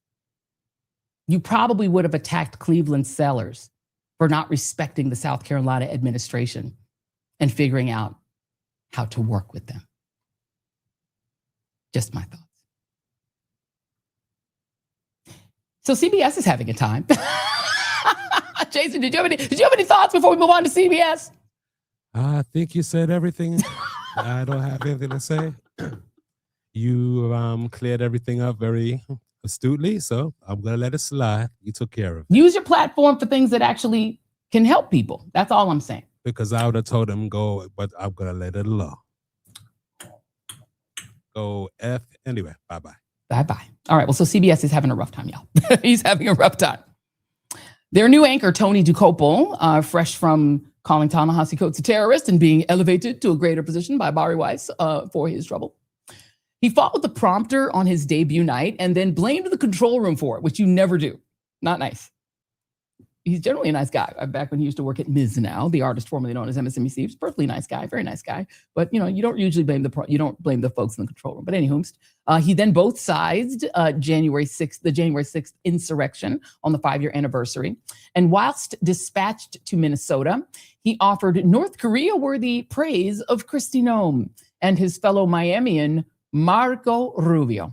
In America, the many lives and many jobs of Marco Rubio, the son of Cuban immigrants and a former Florida senator. He's now the face of U.S. foreign policy and President Trump's point man on Venezuela, all in addition to his roles as Secretary of State, interim national security advisor, and acting national archivist and USAID chief. Whatever you think of his politics, you got to admit it's an impressive resume. And now AI memes have added to that portfolio, casting Secretary Rubio as the new governor of Minnesota, the new Shah of Iran, the Prime Minister of Greenland, the new manager of Manchester United, the head of Hilton Hotels, and highest of high honors of all, the new Michelin Man. Now, back in real life, of course, these memes may not add up to much, but for Rubio's hometown fans, which are many around here in Miami, it is a sign of how Florida, once an American punchline, has become a leader on the world stage. Marco Rubio, we salute you. You're the ultimate Florida man. Oh, we salute you, do we? Walter Cronkite is spinning in his grave. That is not the purpose of CBS Evening News. It just isn't, Tony. It isn't. I mean, why are you saluting him? I don't understand. I genuinely don't understand. Dan Rather is probably having dry heaves right now watching that. That was weird. I mean, I'm just saying, I'm not sure that's what the press is supposed to do. Look, I will salute a politician that I support, but I'm an opinion journalist. I'm not the anchor of NBC Nightly News. And even when I was at Ms. Now, the artist formerly known as MSNBC, I was an opinion journalist. I'm allowed to give my opinion. I can salute anybody I want. But you're like the freaking Walter Cronkite job. Like, you're not supposed to salute him or do like funny memes about, look, he's now the Michelin Man. Did y'all know that Marco Rubio's brother-in-law was a major drug dealer, big-time cocaine trafficker, that he helped get a real estate license so that he could buy Marco Rubio's childhood home? Do you guys know that? See, that's the kind of thing CBS News should probably bring out, that it's kind of ironic that Marco Rubio is trying to take over Venezuela and be the viceroy of Venezuela when his actual own brother-in-law is like a major, major drug dealer who went to prison for drug dealing. But I digress. What Dokoupil is really getting hammered for nowadays is this take that he had on the shooting death of Renee Good and the community outrage that has followed it. So much to say about the last 24 hours, but sometimes what matters most is what is yet to be said at all and what we all still need to hear. By now, we've all seen the videos. Renee Good is alive in those videos, behind the wheel of her SUV, her 3 children expecting mom home again soon. And we've seen the freeze frames, too. We've heard the political warfare, the clashing declarations about what happened. And unfortunately, we know the ending for Renee Good. Nothing is going to change that. Yet what we have not yet heard is one another. I spoke to people today who haven't slept since it happened, who want ICE out now, who don't like masked men on their streets, don't want their neighbors arrested, don't want families ripped apart. I've heard, too, not on the streets protesting, but in passionate notes in my inbox from people who want to see our immigration laws enforced legally and peacefully and with safety for all, including the officers who in many cases are also parents themselves. These are both deeply American sentiments. But our job now is maybe the most American thing of all. It's to find a way to live with people who are genuinely different from us, to try to be fair to them, and in doing so, to make things better and keep things decent. Because in America, no one else is going to do it for us. It's not my job to tell you what to think about what happened here yesterday, but I can tell you we owe our children a nation that is better than the one we live in today. And I can say that because we all know it's true. I don't know where to go with this, but both sidesing. One side believes that ICE shouldn't shoot women in the face. The other side believes they should. I'm sorry, how are we going to live together? We just need to come together and figure out how to get around the same dinner table with the people who believe that ICE should shoot people in the face. You know what? Maybe Barry Weiss should try for this guy for news anchor instead. Let's play him. His name is Corbin Trent. I like him. So what's funny to me is when is violence, when is protest, when is this all acceptable? But isn't that the same though? Where's the protest against the regime that's killing people in the street right now? I mean, I don't see anybody at Columbia. Well, they're doing those today, and it's called the ICE protests. Well, but they talking about Iran at the ICE protest? No, I think they're talking about the regime that's shooting people in the face. I mean, I think it's a very American idea to not want police forces to be able to shoot Americans indiscriminately. And the idea that J.D. Vance says is that they should have absolute immunity. You know, I thought this guy was a hillbilly. He had a book, Hillbilly Elegy. And I can tell you, hillbilly values, at least from where I'm from in Appalachia, are that the government ought not be able to have absolute immunity when they shoot you in the face. But maybe we came from a different Appalachia. Okay, Corbin. Corbin Trent, I salute you. Our next guest is not just a media analyst. She's also a brilliant TV producer, anchor, and media historian. She's my Machete sister friend and my former colleague at The Artist, formerly known as MSNBC. She's Ms. Now, so we like to respect her new name. She's also a two-time author whose new book, Love Me, A Letter to Black Women in a Toxic Country, Career, and Relationship, drops May 5th. But you can pre-order that book right now, including in the Joy Reid shop. Tiffany Cross! Yes! My Machete sister. I'm so happy to be here. I just have to say, before you even say anything, because I've been in the green room listening to you, we got to talk about Stephen A. Girl. Because you know, you are my sister. I love you. I would not have had my show were it not for you. And so when someone talks about you, we have to treat it like he did not insult Joy. He insulted us. That is how machetes move, but that is how Black women have to move. We have to be so impenetrable that people know better before they come for you. So I don't want to give Stephen A. too much time on this broadcast because you don't really entertain your lessers. I hope he's somewhere listening and learning. But not really, he doesn't have the range to participate on this conversation. I'm not really mad at him. I'll tell you, I am mad at every single outlet that puts a microphone in front of his face and asks his simple ass an opinion on anything, because he does not have the humility to say, you know, I actually have no idea what the hell I'm talking about, so I'm going to pass. And they only do that in the Black community. They will elevate a useful fool every single time, but a real Black man who actually has some intellect and knowledge, they will silence every single time. They think appealing to the Black community is going to the lowest common denominator. So by all means, let's ask the sports commentator what he would do if he were president.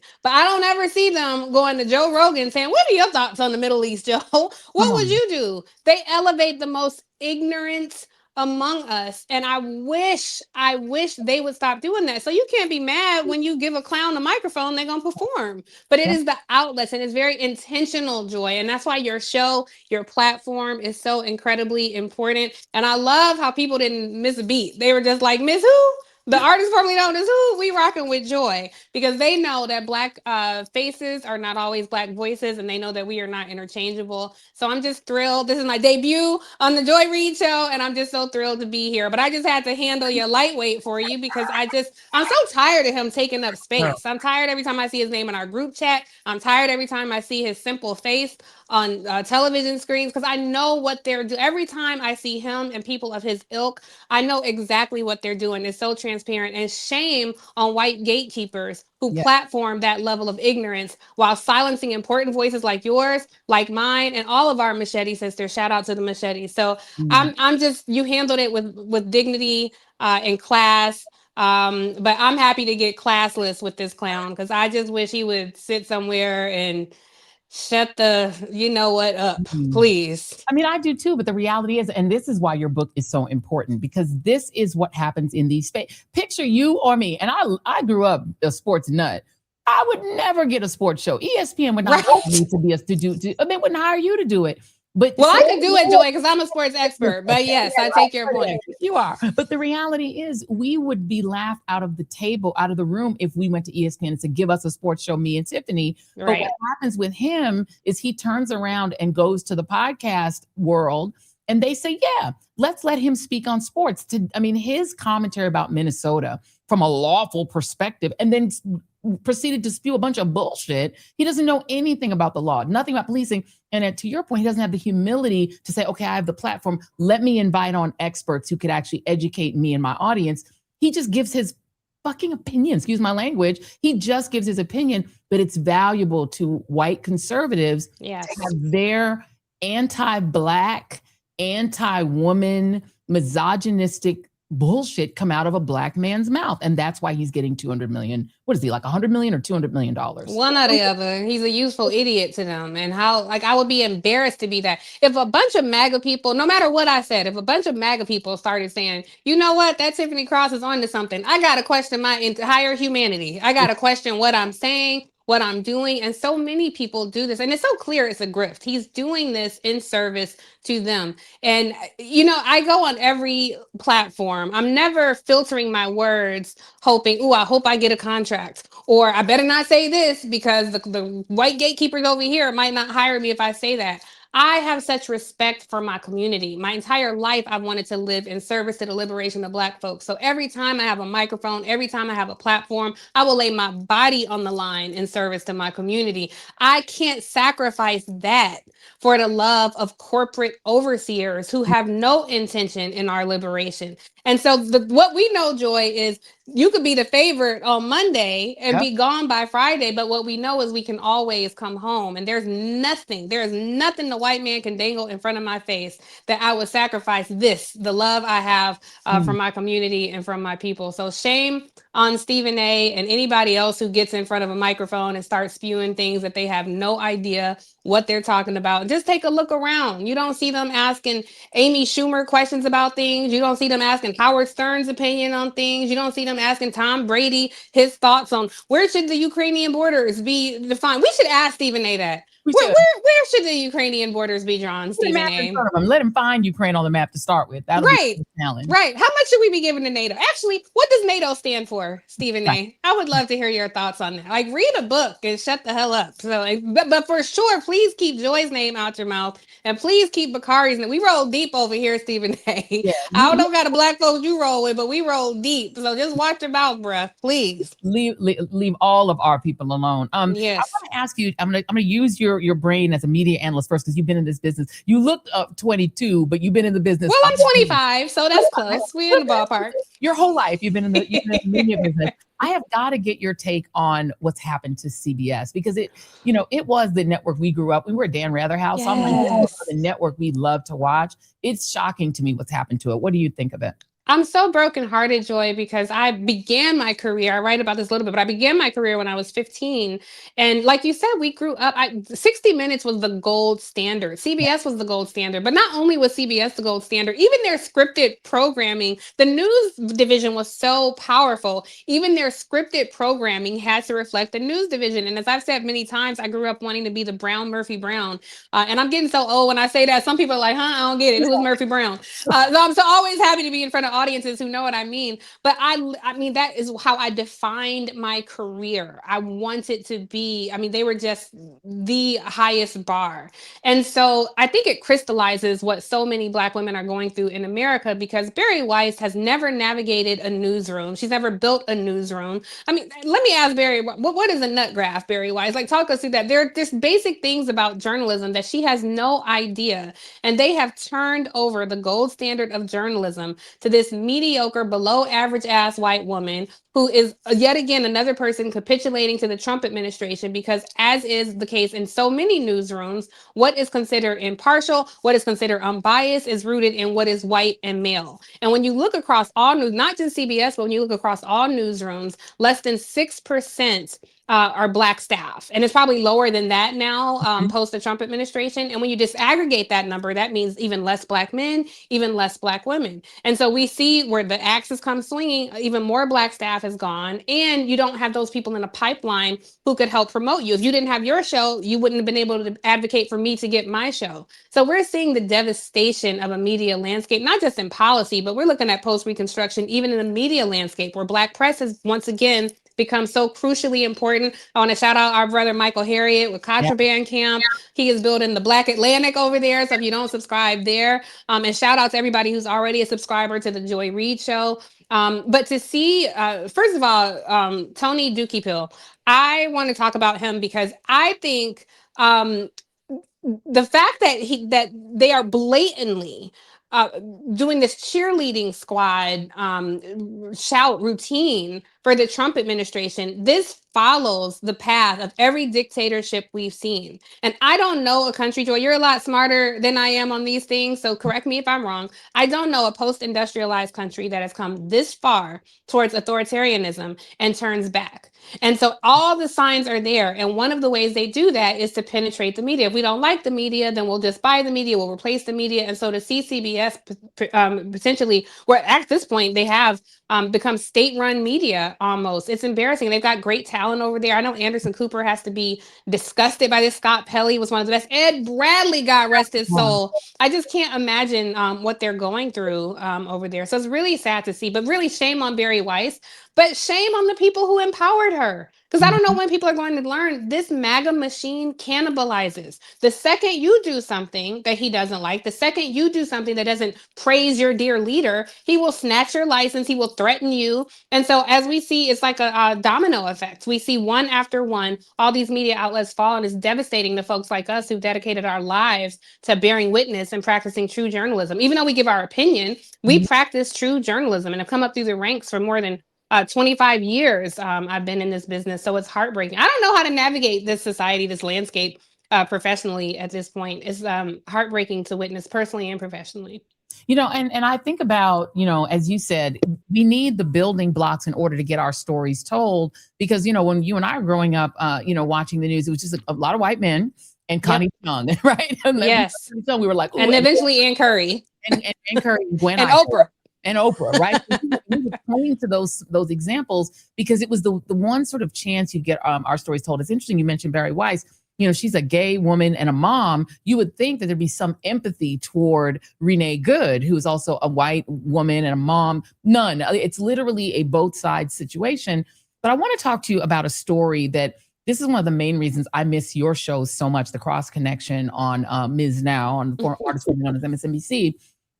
If you were still on this weekend, this video would have been played. Jason, this is C5. Keith Porter, he did not deserve this.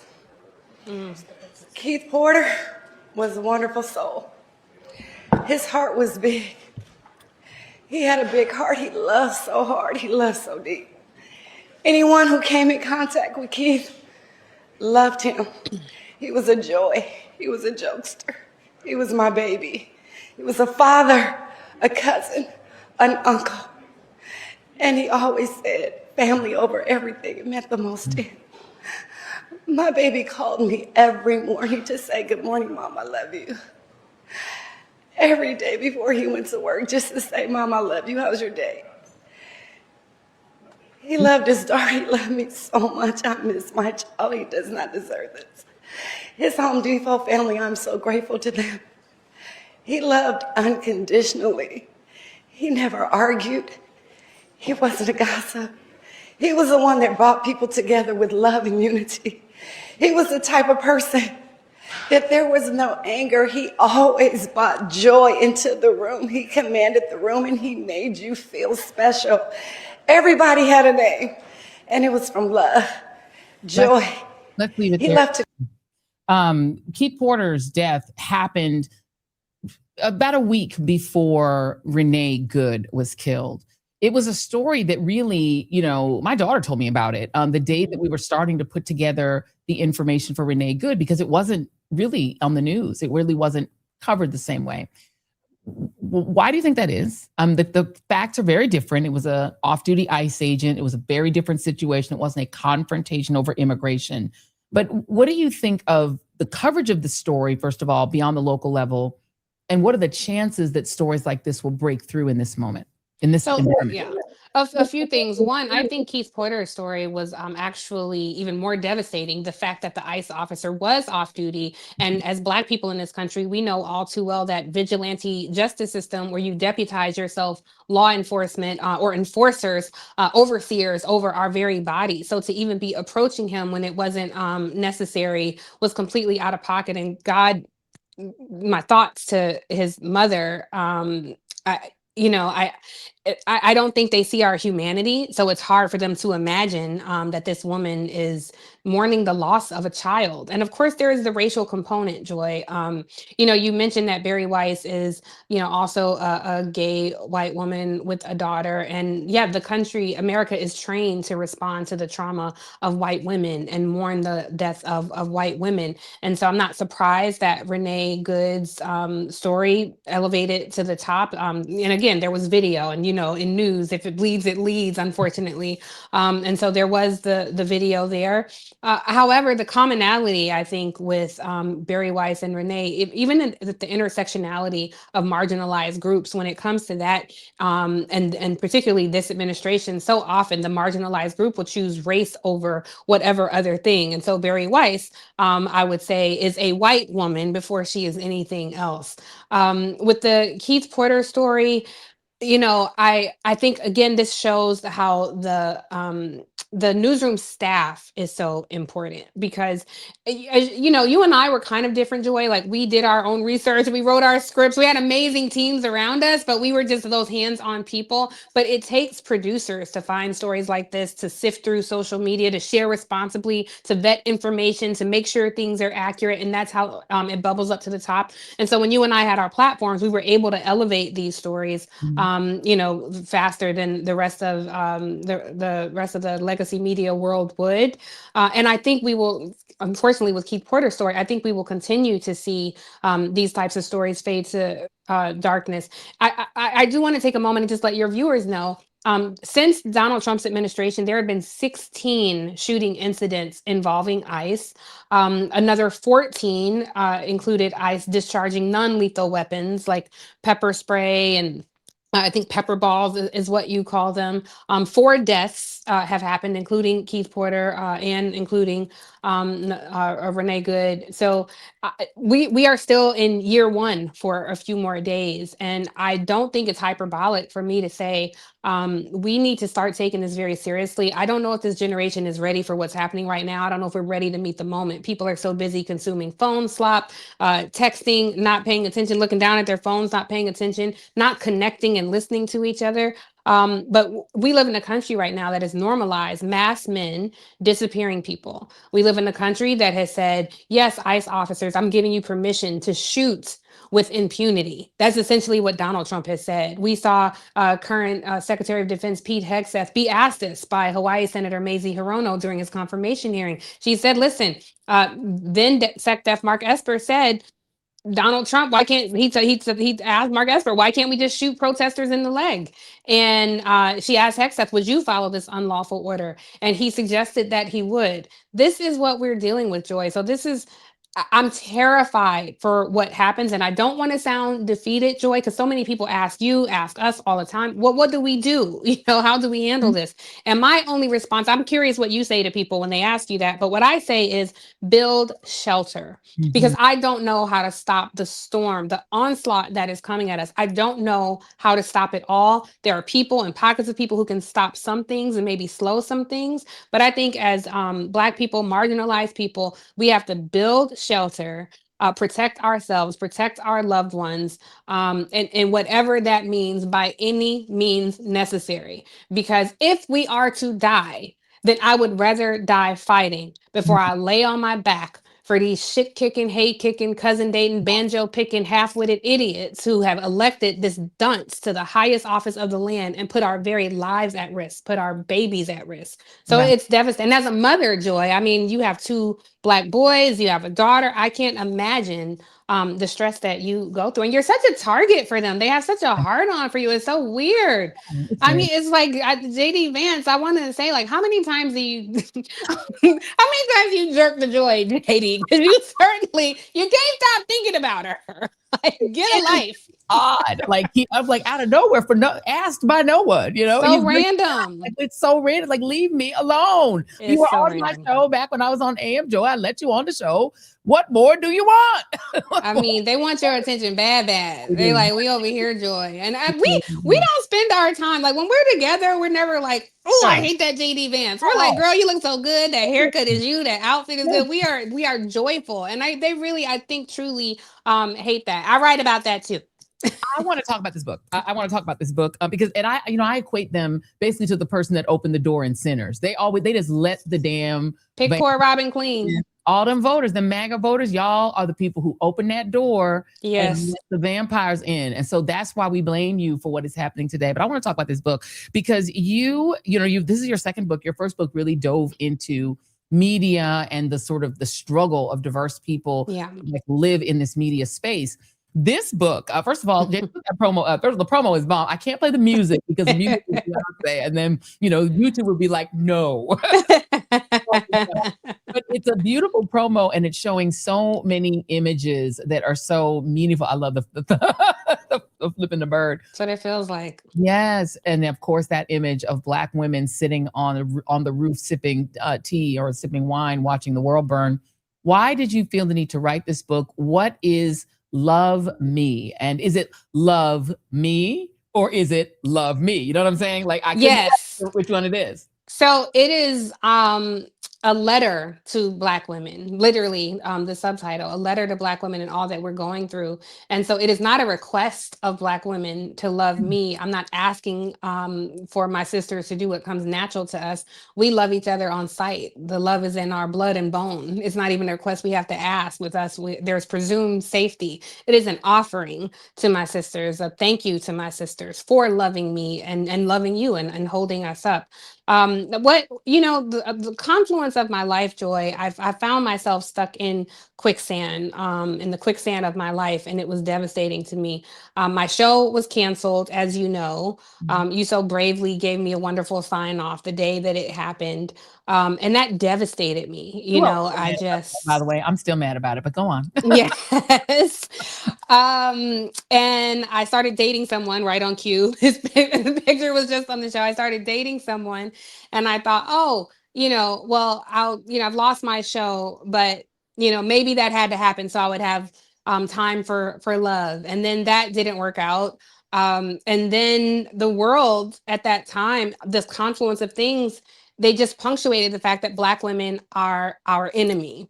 And so at the confluence of a broken heart over a failed relationship, a broken heart over being fired essentially from my job, and the broken heart of America spitting and kicking us in the face, I was talking to our good friend Van Newkirk at the Atlantic, and I was just telling him everything I was going through. And he said, damn, you sound like every Black woman I know right now. You should write something. And so I sat down to write, and I have 5,000 words. So this is for women who struggle. You may not have been fired, but you struggle with work and what's happening and what we go through to participate in America's labor force and all the bullshit we have to face every damn day.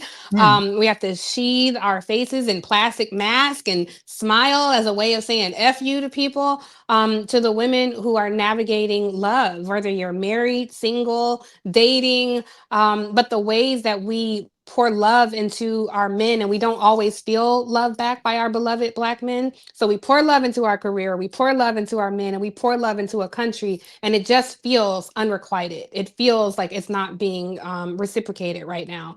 And so I just wanted to give us a mirror reflection to say, yes, sisters, I too, and I tell I'm so unfiltered, Joy, I disrobe before you all to say, I too have gone through this. And it's not a bio, it's not my story, but it's here's what happened to me, and here is the wider scope of what's happening to us.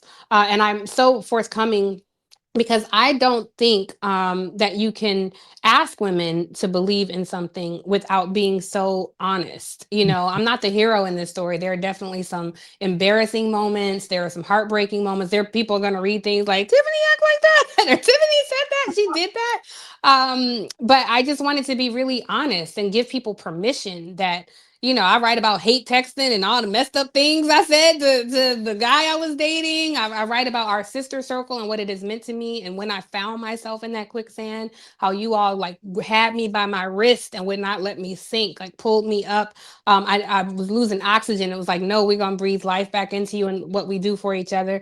And how across the country, as America said, F you Black women, how we needn't have a call, like even though Joteka did win with Black women, but we didn't have some big group call. It was what was understood need not have been said. We understood in the moment that we need a moment to collect ourselves. And I don't want people to think that that meant that we were sitting idly. We were working and moving in silence, as many of us continue to do. So to the answer to all the questions of where are Black women, what were Black women doing, Black women at home, that's not really true. And so for the folks who wanted to know, I answered that question. This is who Black women are, and this is what we've been doing. And it is a labor of love. I have a 14-page bibliography. I did so much research. It took me 3 years to come together emotionally to write this book. And I dug so deep from a political standpoint, a personal standpoint, a mental standpoint, a spiritual standpoint. I talk about therapy. So really everything that we're going through. I do say in the book, because, you know, amongst us, we'll say, well, we all we got. And I make a point of saying, but we not all we got. Like Joy, you have a wonderful family, a wonderful husband. Like Sonny, you got a wonderful husband at home, you know? And we've talked about it, and it's like, yes, we have those things, but it's not like what we have among Black women. And I so feel that I love Black men. I don't want anybody to get me wrong. I love me a Black man. I love all y'all Black men. But there is nothing like the connection I have with Black women who understand me, where I can be myself, where I can exhale, where I can be braless, so to speak, and just be in the company of my sisters. So I hope this book feels like a warm blanket around women. Even the cover was intentional with all of those things. It's purple because if you combine the colors of the flag, red, white, and blue, you'll get various shades of that purple. And so that's why I have the Black woman on there. So I hope people buy the hard copy, buy the audiobook too if you want, but the hard copy was meant to be decoration on your nightstand, on your bookshelf, but I want it to be something that people wanted to display in their homes.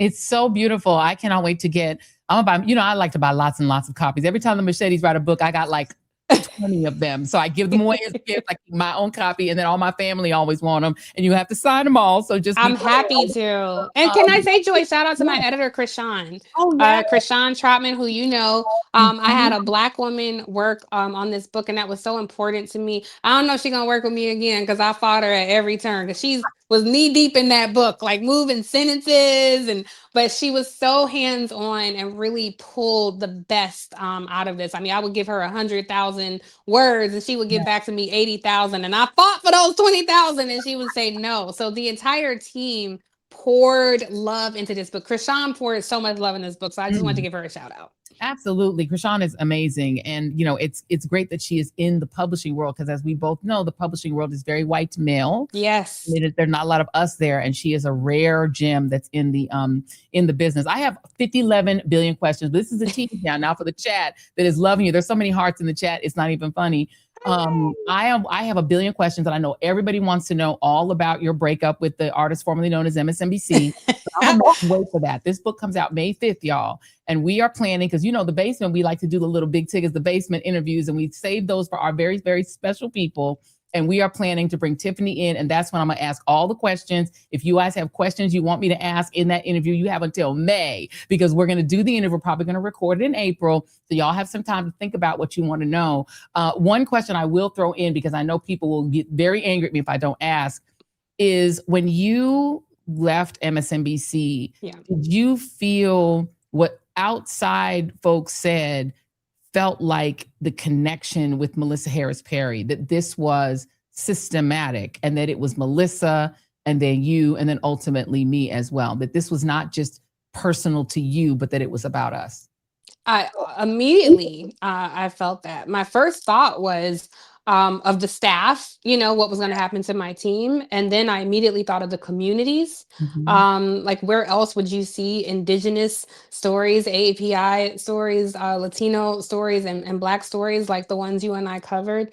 And then the loud roar from everyone across America, people who I didn't even know knew me. I remember Viola Davis tweeted, "We love you, Tiffany Cross," and I'm such a huge fan of hers. Tina Knowles posted about it. I felt the love of community. So yes, it was definitely systemic. Like I said, the media likes to platform people who prioritize white comfort, which is why so many people are tuning out. I mean, increasingly so. More people are watching shows like yours. I mean, not a lot of people are watching cable news these days, and your ratings, despite what that Babblemouth Stephen A said, your ratings actually were consistently doing well, a lot better than his dumbass ratings. So people, showed up. So we knew it wasn't it wasn't because we were not successful. It wasn't because we weren't bringing eyes. It was, I think, because we were bringing eyes. I was getting 4.64 million viewers a month. That's per NBC's own research department. But I think, smart Black women with something to say who are fearless is always going to be a problem, even if they have to use another Black woman to do their bidding, to do the firing, which I also write about. Yeah, I tell it all. This is my first time telling the entire story. There will be no more questions after the book, which you can order now. It comes out May 5th, but it's on pre-sale now. But yeah, I think it made it easier for them because they had a Black woman shield to hide behind, to do their bidding, unfortunately. And I don't know whatever happened to her, and I don't think a lot of other people know whatever happened to her, because that's what happens when you move in their favor. So I pictured you when I was writing this book, Joy, and there were times I really hadn't connected with my own emotions. And when I was writing about those days afterwards and writing about how you closed your show that day, like I teared up. This book was very much therapy for me. But I also zoom out. Like, it really isn't a bio. It's not all about my story. I tell all my business, but it really is.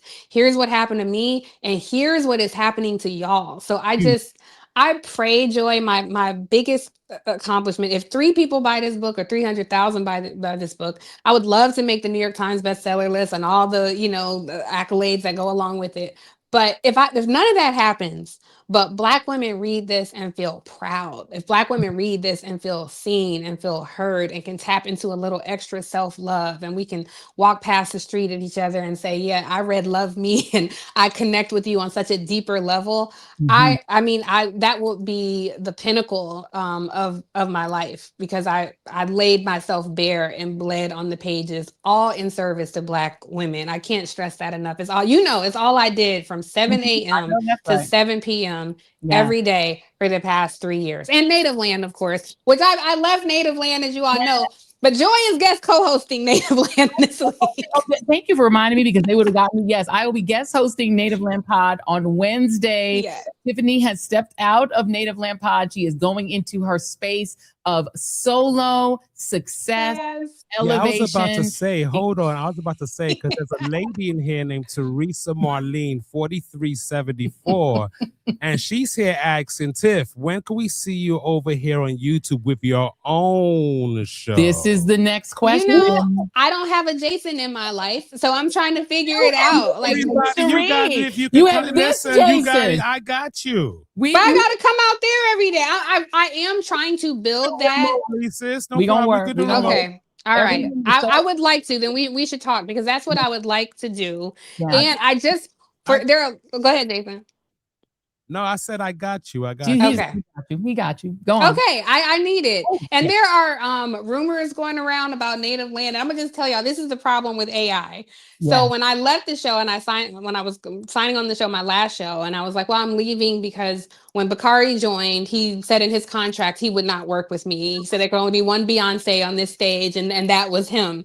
And so Bakari is saying, like, I ain't say I wouldn't work with you, but I said it was going to be a fair. We know who the fair is of the group now. So we were laughing and joking. And when you put in Google and you say, well, why did Tiffany leave Native Land? The AI response says, because co-host Bakari Sellers Because people don't know how to take a joke. They don't understand. They want to play with our culture, but they don't understand it. AI is programmed by idiots. So be careful with that AI. It is not accurate. People on X Twitter, y'all be careful with that grok and all that stuff. Be careful. Before I let you go, because we are running out of time, but this is the part where I turn to the choir, and that is my friends on Substack, all of y'all who are on YouTube, and I ask you, I don't ask y'all for much, but in this moment, I'm going to ask each and every one of you, put your hand on your computer screen. Put your hand on on your little mouse. I want you to go ahead and click. TV remote. Put it on the TV remote, and I want you all to pre-order Love Me. I want you to do that today. Don't do it tomorrow. Don't do it in an hour. I want you to do it now. I want you to take a moment, even if you have to step away from watching the Joy Reid Show. I need you all to pre-order this book right now, because it is not maybe going to. We hope it makes the New York Times. It will make the New York Times bestseller list, because we are going to make it happen. It is so important in this moment when Black women are under siege, are being driven out of the military, driven out of careers in government, federal careers. I have sources that have been in the federal government for 20 years, raised their children on their not very big federal salaries, and are being driven out in this moment when we're being driven out of media, out of Hollywood, out of every space.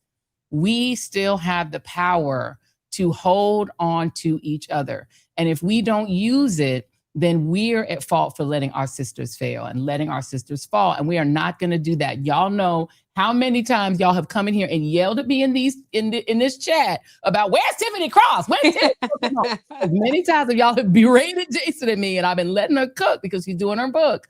Now is the time when you can do something that is not just good for Tiffany, but is good for you, for your soul, because we need the affirmation and the love that Tiffany is delivering to us in this book. This book is a gift to us, and we need to receive it in the spirit in which it was given. So I'm going to ask you all right now. We have people in the chat already saying they're pre-ordering. You can go right on the Joy Reid Show store. And as a matter of fact, see, Sean be getting mad at me because I do stuff, but we have to tell people, do it now. Maybe we would do free shipping. Sean, we'll ship it to you for free? If you guys go ahead. You go again. Go again. Remember, you're not going to get it right away. Oh my goodness. You're going to get the book in May. And so you're pre-ordering it now, because what you're doing is you are sowing a seed into the success of this book, and you're not waiting until it comes out and then you're rushing to go get it in the bookstore and it's already sold out.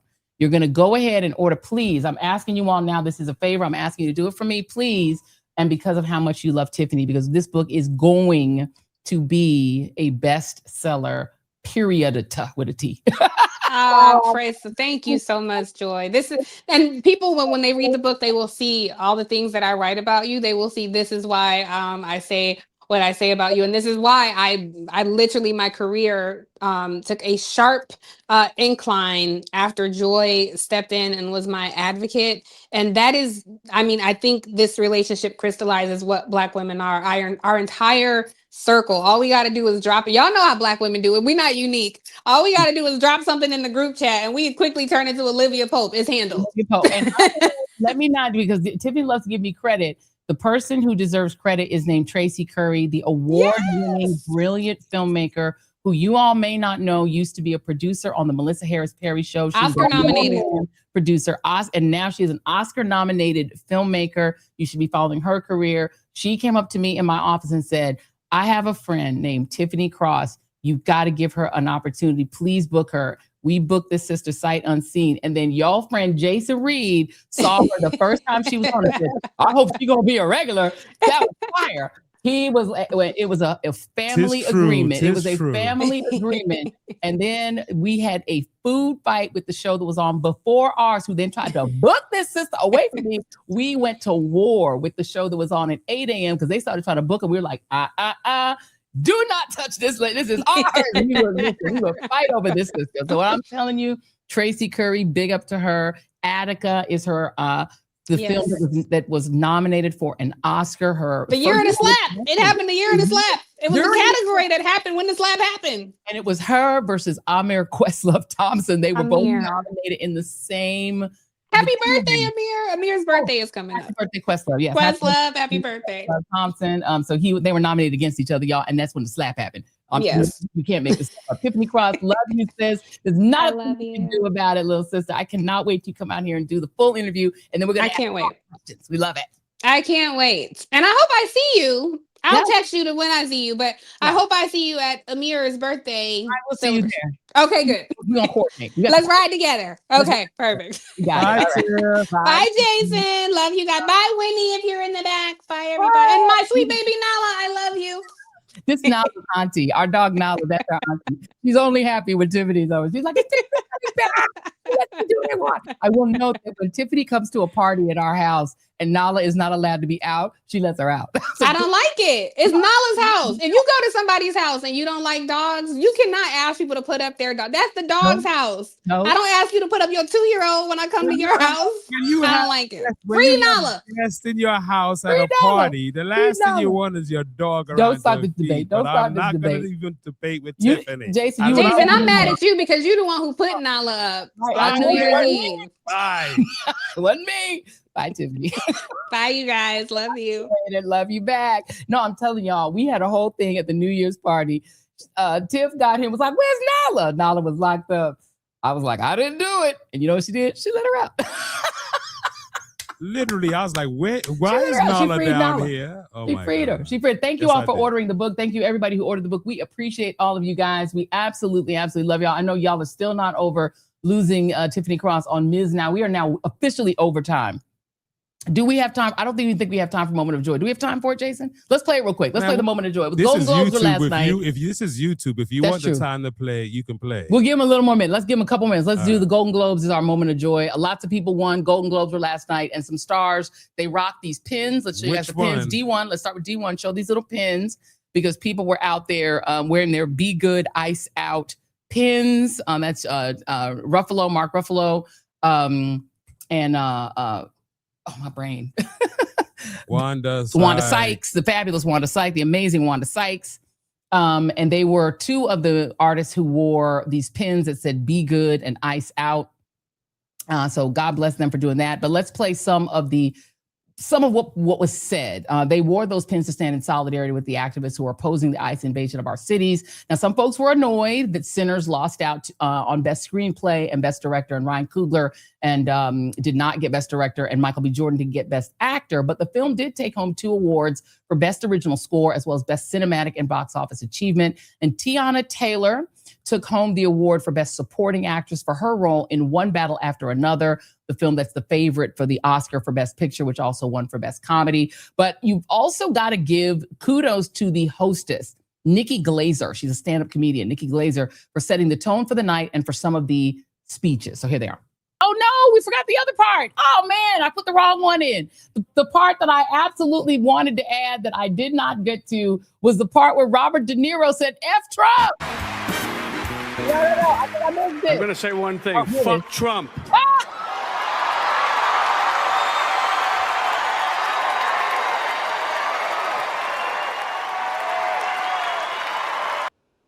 Yes, Robert De Niro, everybody. Robert De Niro.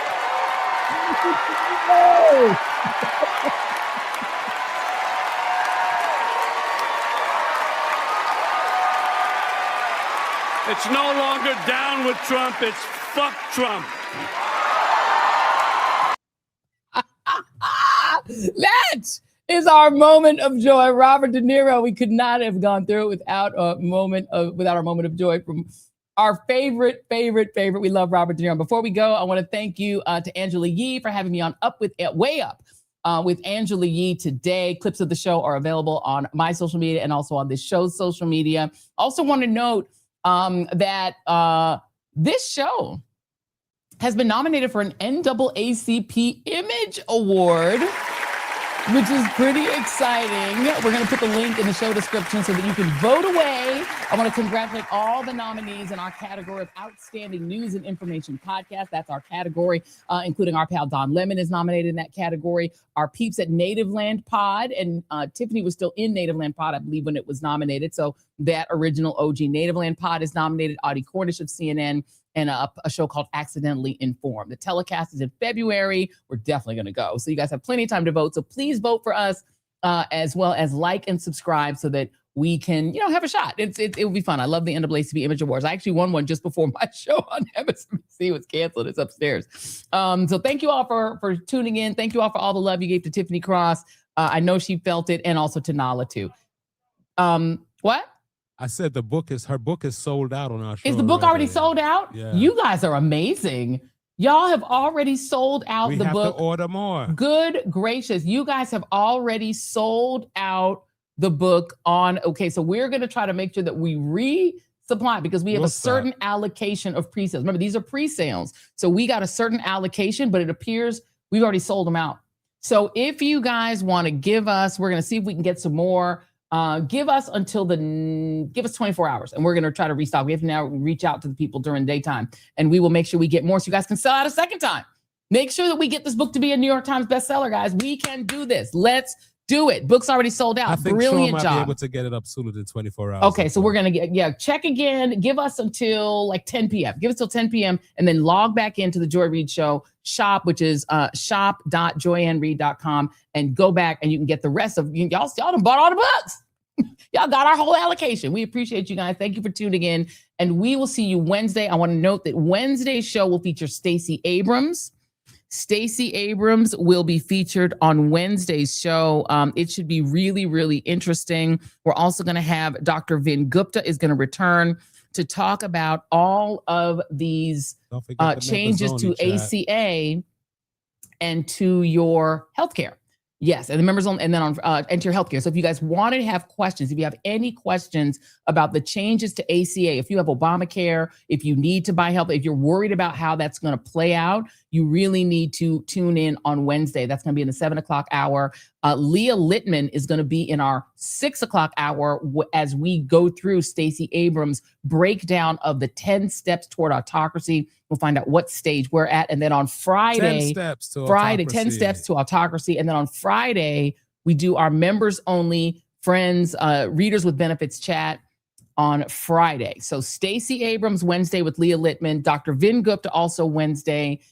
And on Friday, members only chat. If you are not yet a member, you still have until Friday to become a member. And that also includes the upper tier readers, members on Substack. We're going to do a chat, an hour just with you guys after this Friday show. So this Friday at 8 p.m., we're just going to chat with y'all. All right. I think I've given all the housekeeping and that's it. Thank you for buying all of our stock of Tiffany's pre-order books. And we'll see you guys on the next Joy Reid Show. Good night.